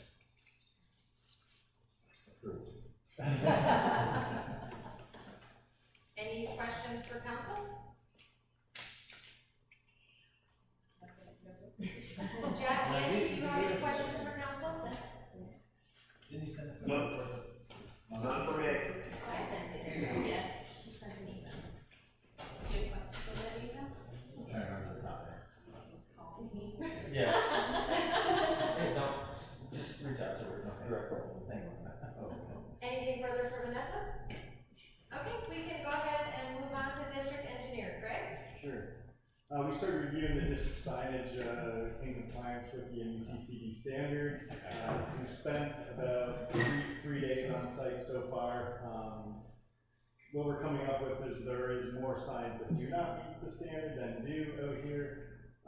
So looking at your budget from last year, you had $41,000 allocated for signage repair and plate replacement. This year you have another $10,000 in there, which gives you about $50,000. What I would suggest we do at this point, because we've been struggling to get this finished and bring it across the finish line, I think for us to finish up our field review and inventory of your signs, then we'll reach out to vendors and get proposals, so then we'll have some hard numbers. What I'm thinking is we're probably not gonna have enough to do it all year one, so maybe staging it out over a couple of years or 3 years or whatever we gotta do, but at least we'll know exactly what signs we need to replace and what we need to do at that point in time, so we can plan for that in the future.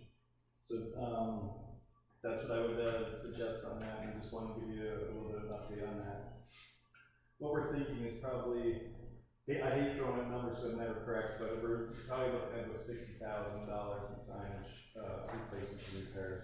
So Greg, once that signage is up to par, then we would then meet the, Pasco County's.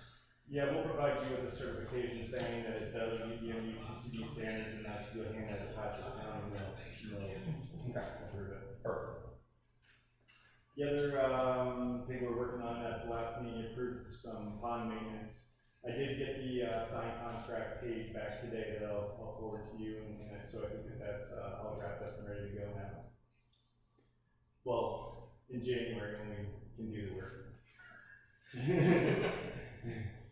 So I think that's all I have. If there's any questions or anything, we have to take this now. Just a quick question, I know my memory serves me correctly, we were talking about there was some additional work you guys went out and looked at the overflows. Yes. Where are we with that? So everything that we've looked at is documented in those reports, and we're getting proposals on those. So we've got proposals, they were approved. So due to the high water levels right now, we can't get in and do a lot of that work. So all of that has been approved and part of this contract, which is gonna start in January. Okay. So it's quite a bit of work that's gonna be done at that point. All of the work that we have looked at and identified as needing maintenance is in that contract. Awesome, thank you. Speaking of that contract with, been on board, right? The contractor requested just a couple changes that we wanted to make sure that the board was okay with, so Vanessa can go ahead and proceed with the agreement. One was just a change to the payment terms to 33% upfront, and the remaining 67% when completed and signed off by the engineer. Down payment would be issued prior to the start of the work, and the other was the schedule, that most of the work is required to be done during the dry season, like Greg was just saying. So the suggested, start date is mid-November. So the way we drafted the agreement was that the contractor would get together with Greg and work on the start date, so the contractor wouldn't begin until the district engineer provided that start date. The 33% is not substantive to there's no change in the price or scope of work, that's more an administrative provision under the contract. But those are the only two items, I guess that you just need to be aware of. And just to clarify, I'm sorry, the mid-November was the walkthrough with the Right. district engineering, bid up door, and then scheduling from there. Then we'll come back after that meeting in November with the contractor, we're gonna walk around and make sure that he can get in and do what he needs to do, and if not, maybe we can start with half or a portion of it at that time, so we'll give you a schedule at that time. So we give you a motion to. I think this is just informational for the board. Like I said, there were no substantive changes to the proposal or the amount or scope of work. Anything further, Greg? That's it. Anything else for Greg from the board? Andy, Jack, anything for Greg? Nothing. Okay, thank you so No, much, I didn't Greg. have anything for Greg either. Thank you. Thank you, guys. Thank you, Greg, for coming out. Okay, we can move on to, on your agenda, we have tab 3, the district manager's report. I'll let Taylor go ahead and present this. So, election obviously coming up around the corner, November 8th. Just because it was asked earlier, I'll clarify, but those that take new seats during the election or replace vacant seats, or those of us leaving, Lauren, that will take effect in December meeting, not the November meeting immediately after election. So, they'll take their seats the second Tuesday following the election, and then their first meeting will be December. So, we'll have our same board next meeting, and then December will be our new board. Other than that, financials right now, we're changing software over, so I do have a little note in here at the bottom of the financial summary, but we're transitioning, everything's being paid with new software already, so everything is current. As far as financials, we're just still building up those reports to actually calculate those and financially inputting all that information in the new system. So, you know, we've got a little bit of a backlog on that, but I expect by next meeting we'll have current financials for you all. John and I are working with residents regarding the easement that was blocked and discussed 2 meetings ago. Looking at, there's a potential second option that's more common in residents that we don't anticipate will be, but, you know, we're doing our due diligence on that, so we can bring that back next meeting and give you an update on that. There's too much to discuss on that right now. Other than that, the sheriffs that have been coming, that we've been requesting to come for traffic enforcement, including golf carts. None of those shifts have been filled thus far, so there's an obvious shortage of officers, at least officers willing to pick up additional time. So we've had a little bit of struggle with that. So we'll continue to put in a request for November and modify the hours a little bit to try to make something more accommodating, that they're able to come out here and spend some time on traffic enforcement in the H-Nuts area and the sidewalks. Lastly, I want to mention, so Jane, as you can see, is running the meeting today. We're doing a little bit of portfolio adjusting with Rosetta, so she'll be taking the lead role with 7 Oaks. Still here, and I'll still be here the next couple of meetings. Obviously, she's been here since June, so she is well versed. She's been with Rosetta much longer than that, but she's been in 7 Oaks meetings since June, so she's well familiarized with, you know, all of the items going on in 7 Oaks. So by no means will this be a quick transition, and I'll still be here secondarily as well. So if Jane is out for any, you know, particular reason, I'm still accessible for everything and anything. And we'll be filling that role. So you want me to stop calling you? No, keep calling me. You also. Teresa will still be calling me. You can still talk on the reg. So. Can I just make a comment? Yeah. So I know this came up with a couple of residents, so I just put it out there. So the police or the sheriff coming to 7 Oaks is not just for golf carts.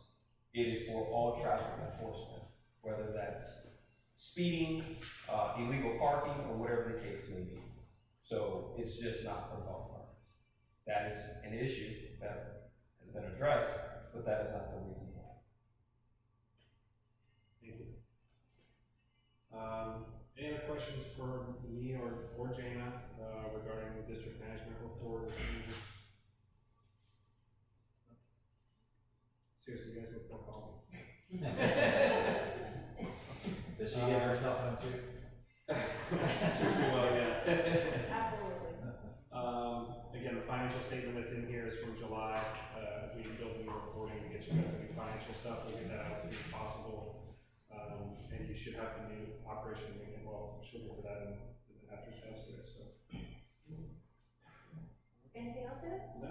Okay, we can go ahead and move on to the agenda then. Behind tab 5 is a proposal for a second cash drawer that Teresa got as a request at the last meeting. The cost for this is $1,797 with a monthly software fee of $9.95. And I'll let Teresa go ahead and present it and answer any questions you might have. Sean, would you like to touch base on this? I don't know if I can or not, but, I think as a board, we did not do our due diligence with this vote on the last meeting.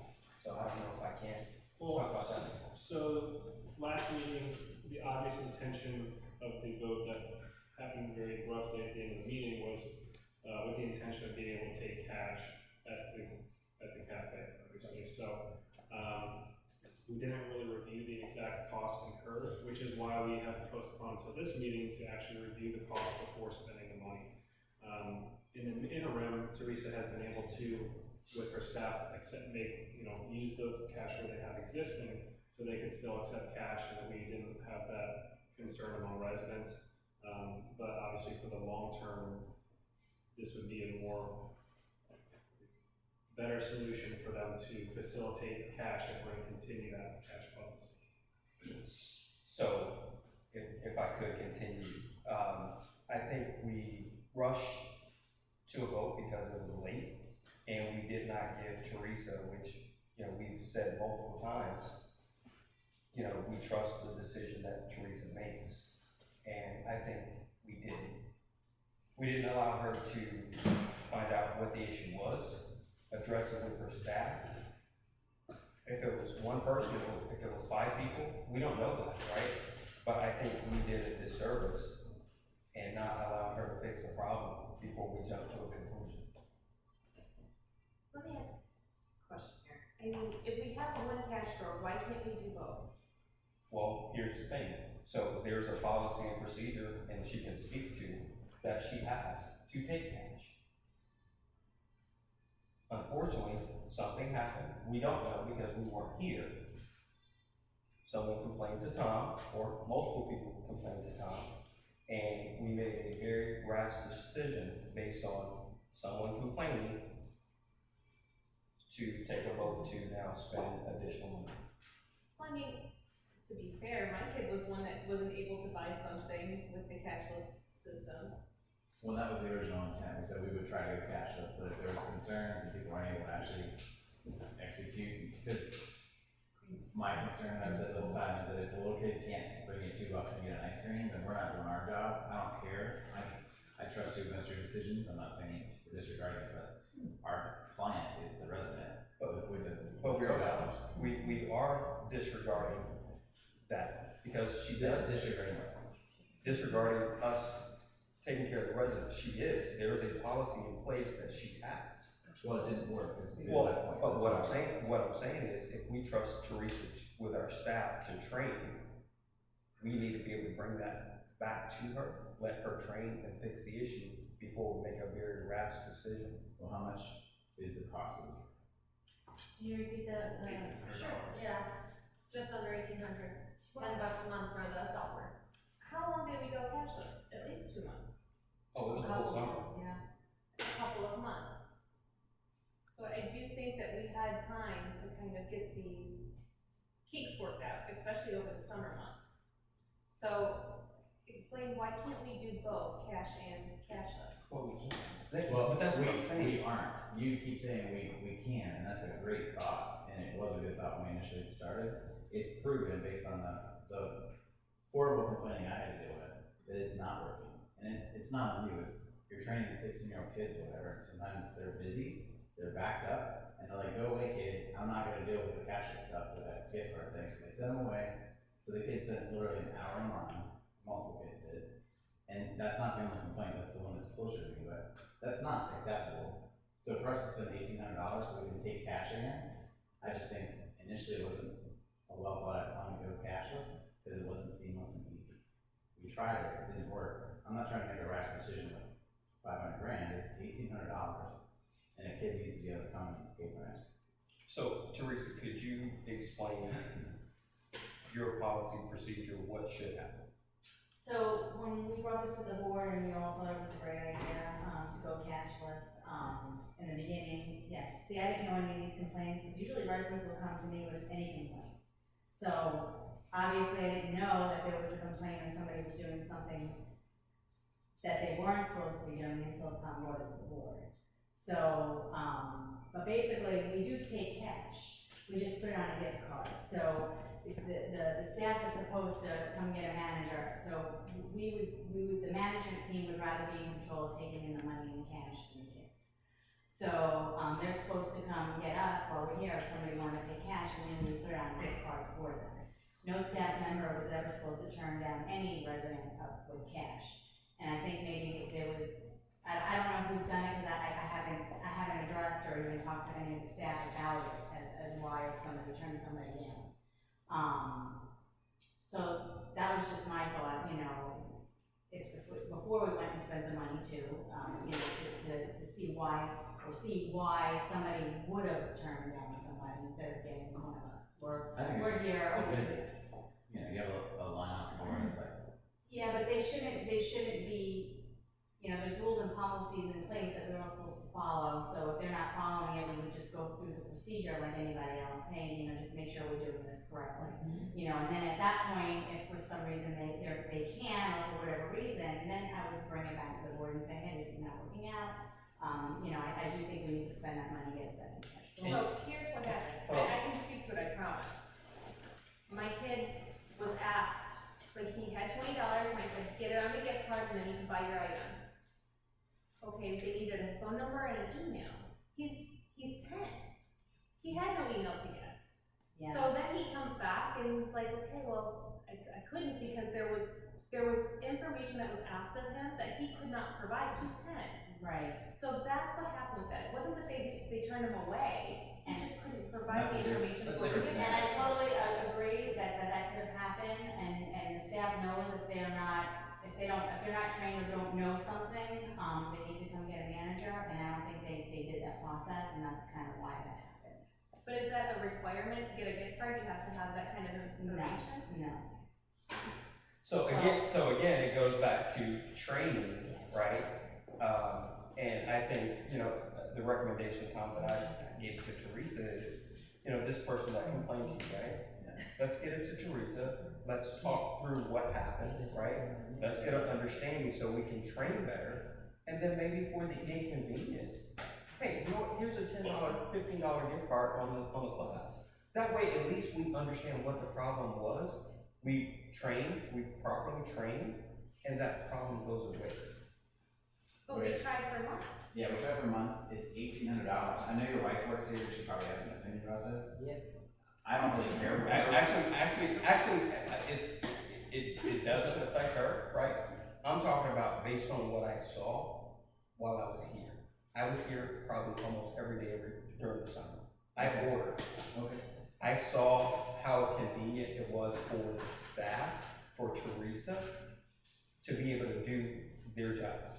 Okay, that's not my highest priority, that's my point. My point is, if a little kid has $2, he needs to get an ice cream, or whatever. So, that was the trial period. I'm willing to fork over the $1,800. I don't know why we had such an urgent need to go cashless anyway. It just sounds like a cool thing to do or whatever, and I think it's failed. I've gotten a lot of residents and neighbors asking, why are we doing that? Like, why would we make it so complicated just to get an ice cream? So, I don't understand the fight to not spend for a cash work and just do our job the right way and serve every client without having due process. So I don't think it's that bad of an expense. If we want to revote, I mean, I don't know if we have to, but I think it's a reasonable expense. Last time, I think I mentioned $800 or something, which is why we bring it up, because it was more. So I'm okay to vote again. I just think, I don't know why we're voting again, because it's still a really small amount of money for the inconvenience that I've heard over and over. And it just kind of seems like this thing that we tried for, I don't know while, it wasn't convenient for anybody except for the staff. And that's not, I appreciate your staff, but that's not the priority in my mind, that's not what we're all here.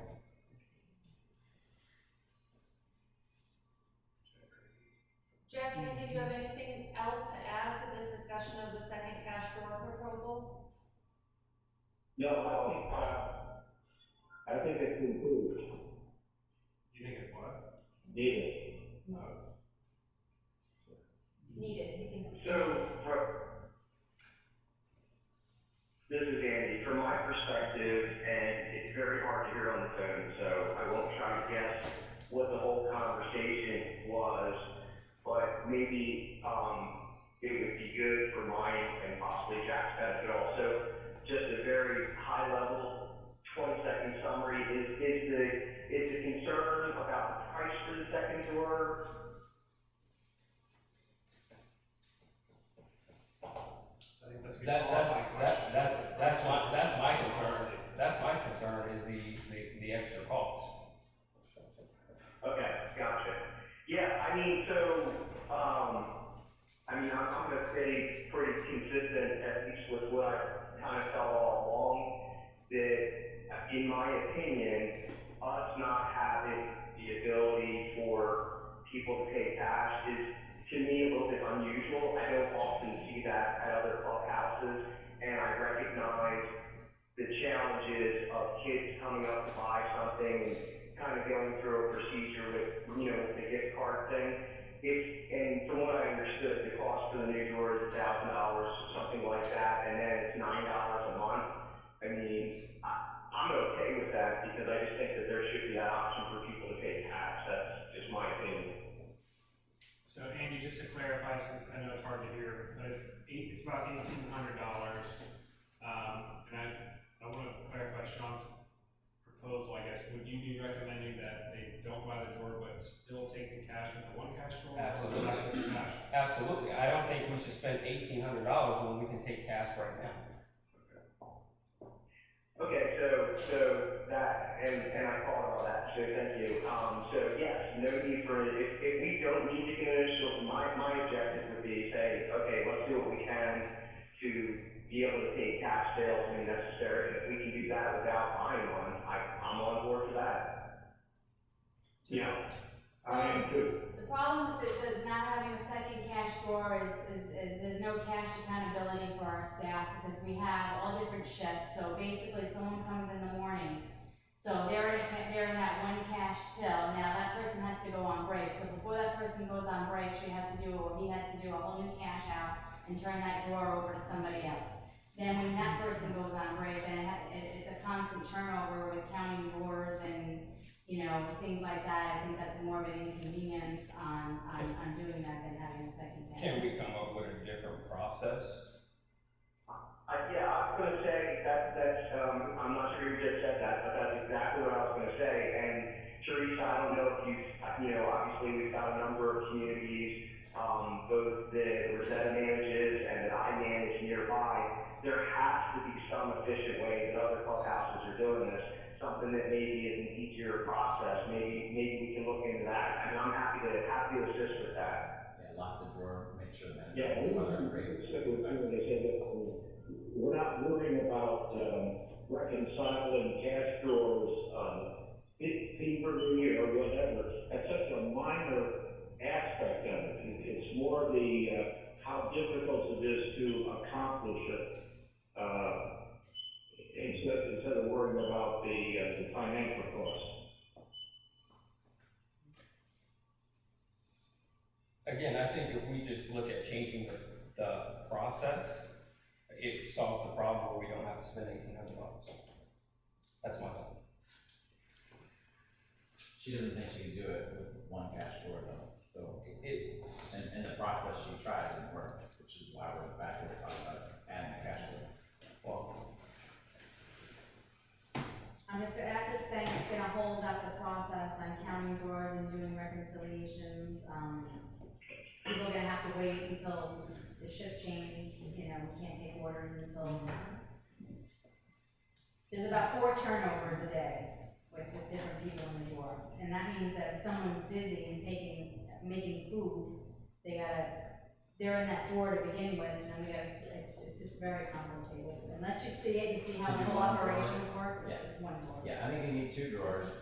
So I don't know if they heard, it's not just, we can still stay cashless and not get a drawer. It's like either we stay cashless or we get a drawer. Jack and Andy, did you hear that? Yes, I did. Okay. So do we need to vote on it, or? Okay, so I'll make a motion that we pay $1,800 and then a monthly fee for the new drawer, so that we can, again, receive cash 100% of the time. Okay, so that's a motion by Tom to approve the proposal we have here for $1,797 and the recurring monthly fee for the software of $9.95. I'll second it. Okay, a second by Lauren. Is there further discussion? Are we ready to vote? Okay. All in favor? I'm gonna defer. Aye. Aye. Any opposed? Nate. Andy, did you vote? So if this is to move forward with the new drawer, when I just heard that we might be able to not have to do that, then I'm against. It's either a new drawer and do cash 100% of the time, or don't do cash 100% of the time and stay with one drawer. Alright, so okay, thank you for the clarification. I will vote in favor of it then, because I think we should be able to take cash payments. Okay, so that makes 4 in favor and 1 opposed, which was Sean. Unique for me too. Okay, thank you, Jack. Okay, motion carries 4-1.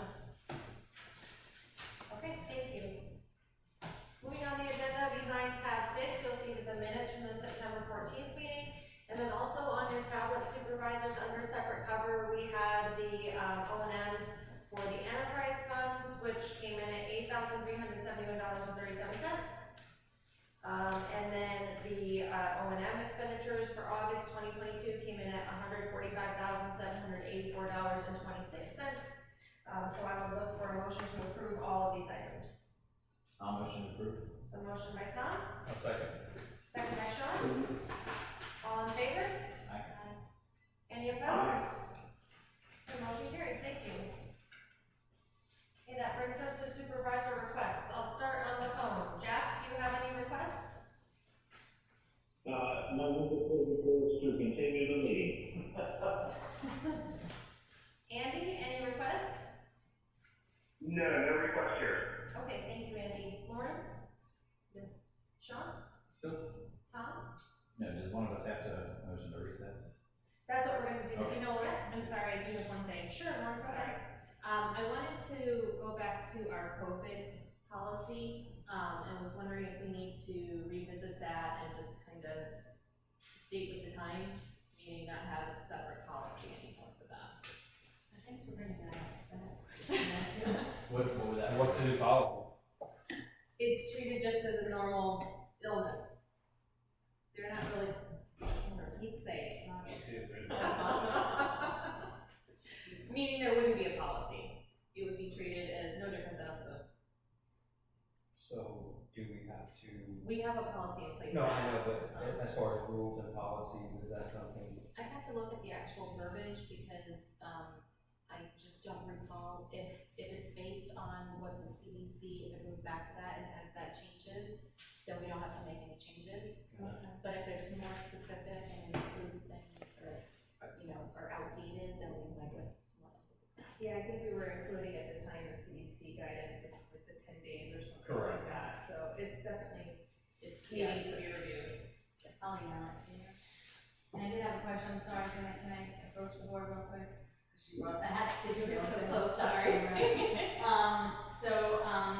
Are we still giving refunds to gathering room rentals, if they say they need to cancel last minute due to COVID? I know we've done that in the past, but now since we like to say, if you want, I didn't want to make that decision without asking. What was the normal policy before? So We were giving them, well, our policy right now is you have 2 weeks to cancel from an event, and if you cancel within 2 weeks, we refund, everything but $25.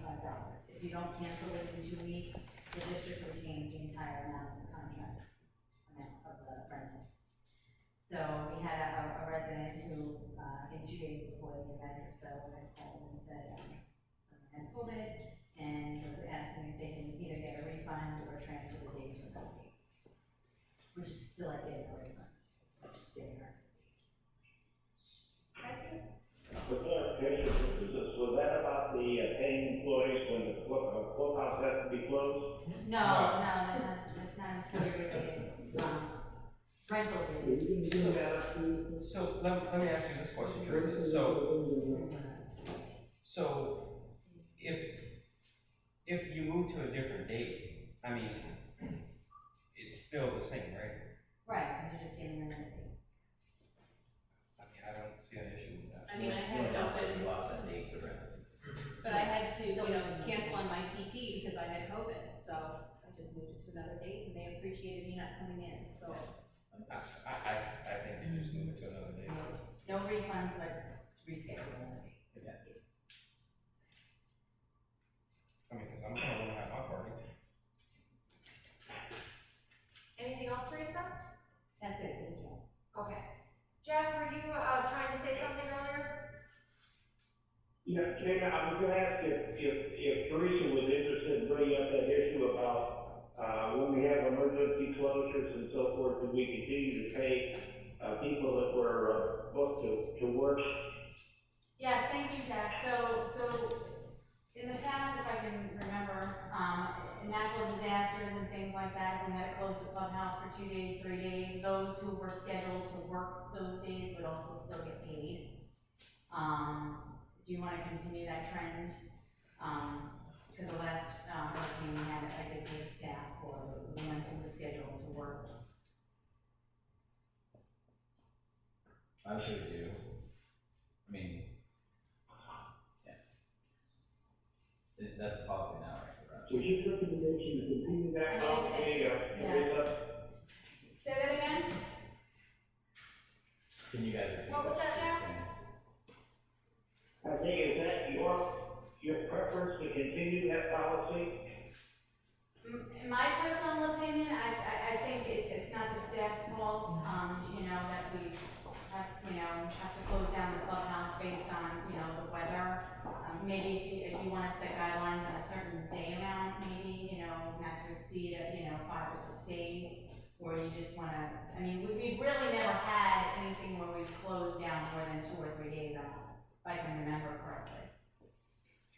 But I don't know if you wanna set a precedence and, an actual amount of days we would pay the staff. If, a hurricane or natural disaster of some sort. I mean, your schedule is what, like a week out? I usually do 1 week out in the busy season and 2 weeks out. It's too late now for the last one, so you're just talking about the future. Yeah, I would say maybe enough to exceed, because if the clubhouse is damaged and we had it scheduled 2 weeks out, there's no reason to pay people for 2 weeks. So maybe like not to exceed 2 days or something, because usually any hurricane blows through, we're done with it by then. That sounds reasonable. I'm gonna get a job like this, where I get paid when I don't work though, unless I'm salary. A lot of friends had that for the hurricane, you're expected to work and expected to be there and all that. Well, if you're there, yeah. This is common across clubhouses, other clubhouses? I can research and ask what other clubhouses do for some. Unfortunately, we can't have your number right now, sorry. I think it's a good way to retain staff. We don't really give our part-time seasonal any, I know we don't offer benefits anyway, but, I think, I think it's a good way to show them that we appreciate Well, that. 2 days Sort of out like there. it's a year's budget for, it's in the budget. I think you leave it the way it is, and then Yeah. we have something major come up, Hopefully or- not. and then you guys can discuss it. Be fine. We won't have to even talk about this again. So not to exceed a couple of days, 2 days, 3 days, you wanna make a motion or anything, or? I'd say let's just leave it at that. Okay. All right, thank you. And Jack and Andy, you're comfortable leaving it how it is? Say that again, please. Are you comfortable leaving the policy how it is? If employees are scheduled to work and there's a hurricane, they will still get paid? Yeah, I think it has to change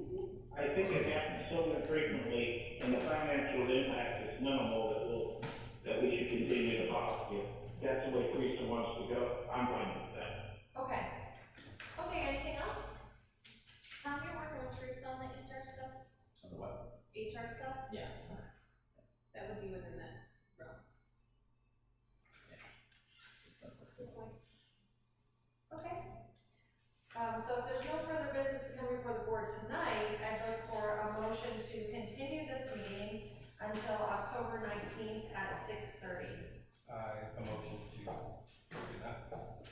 Recess.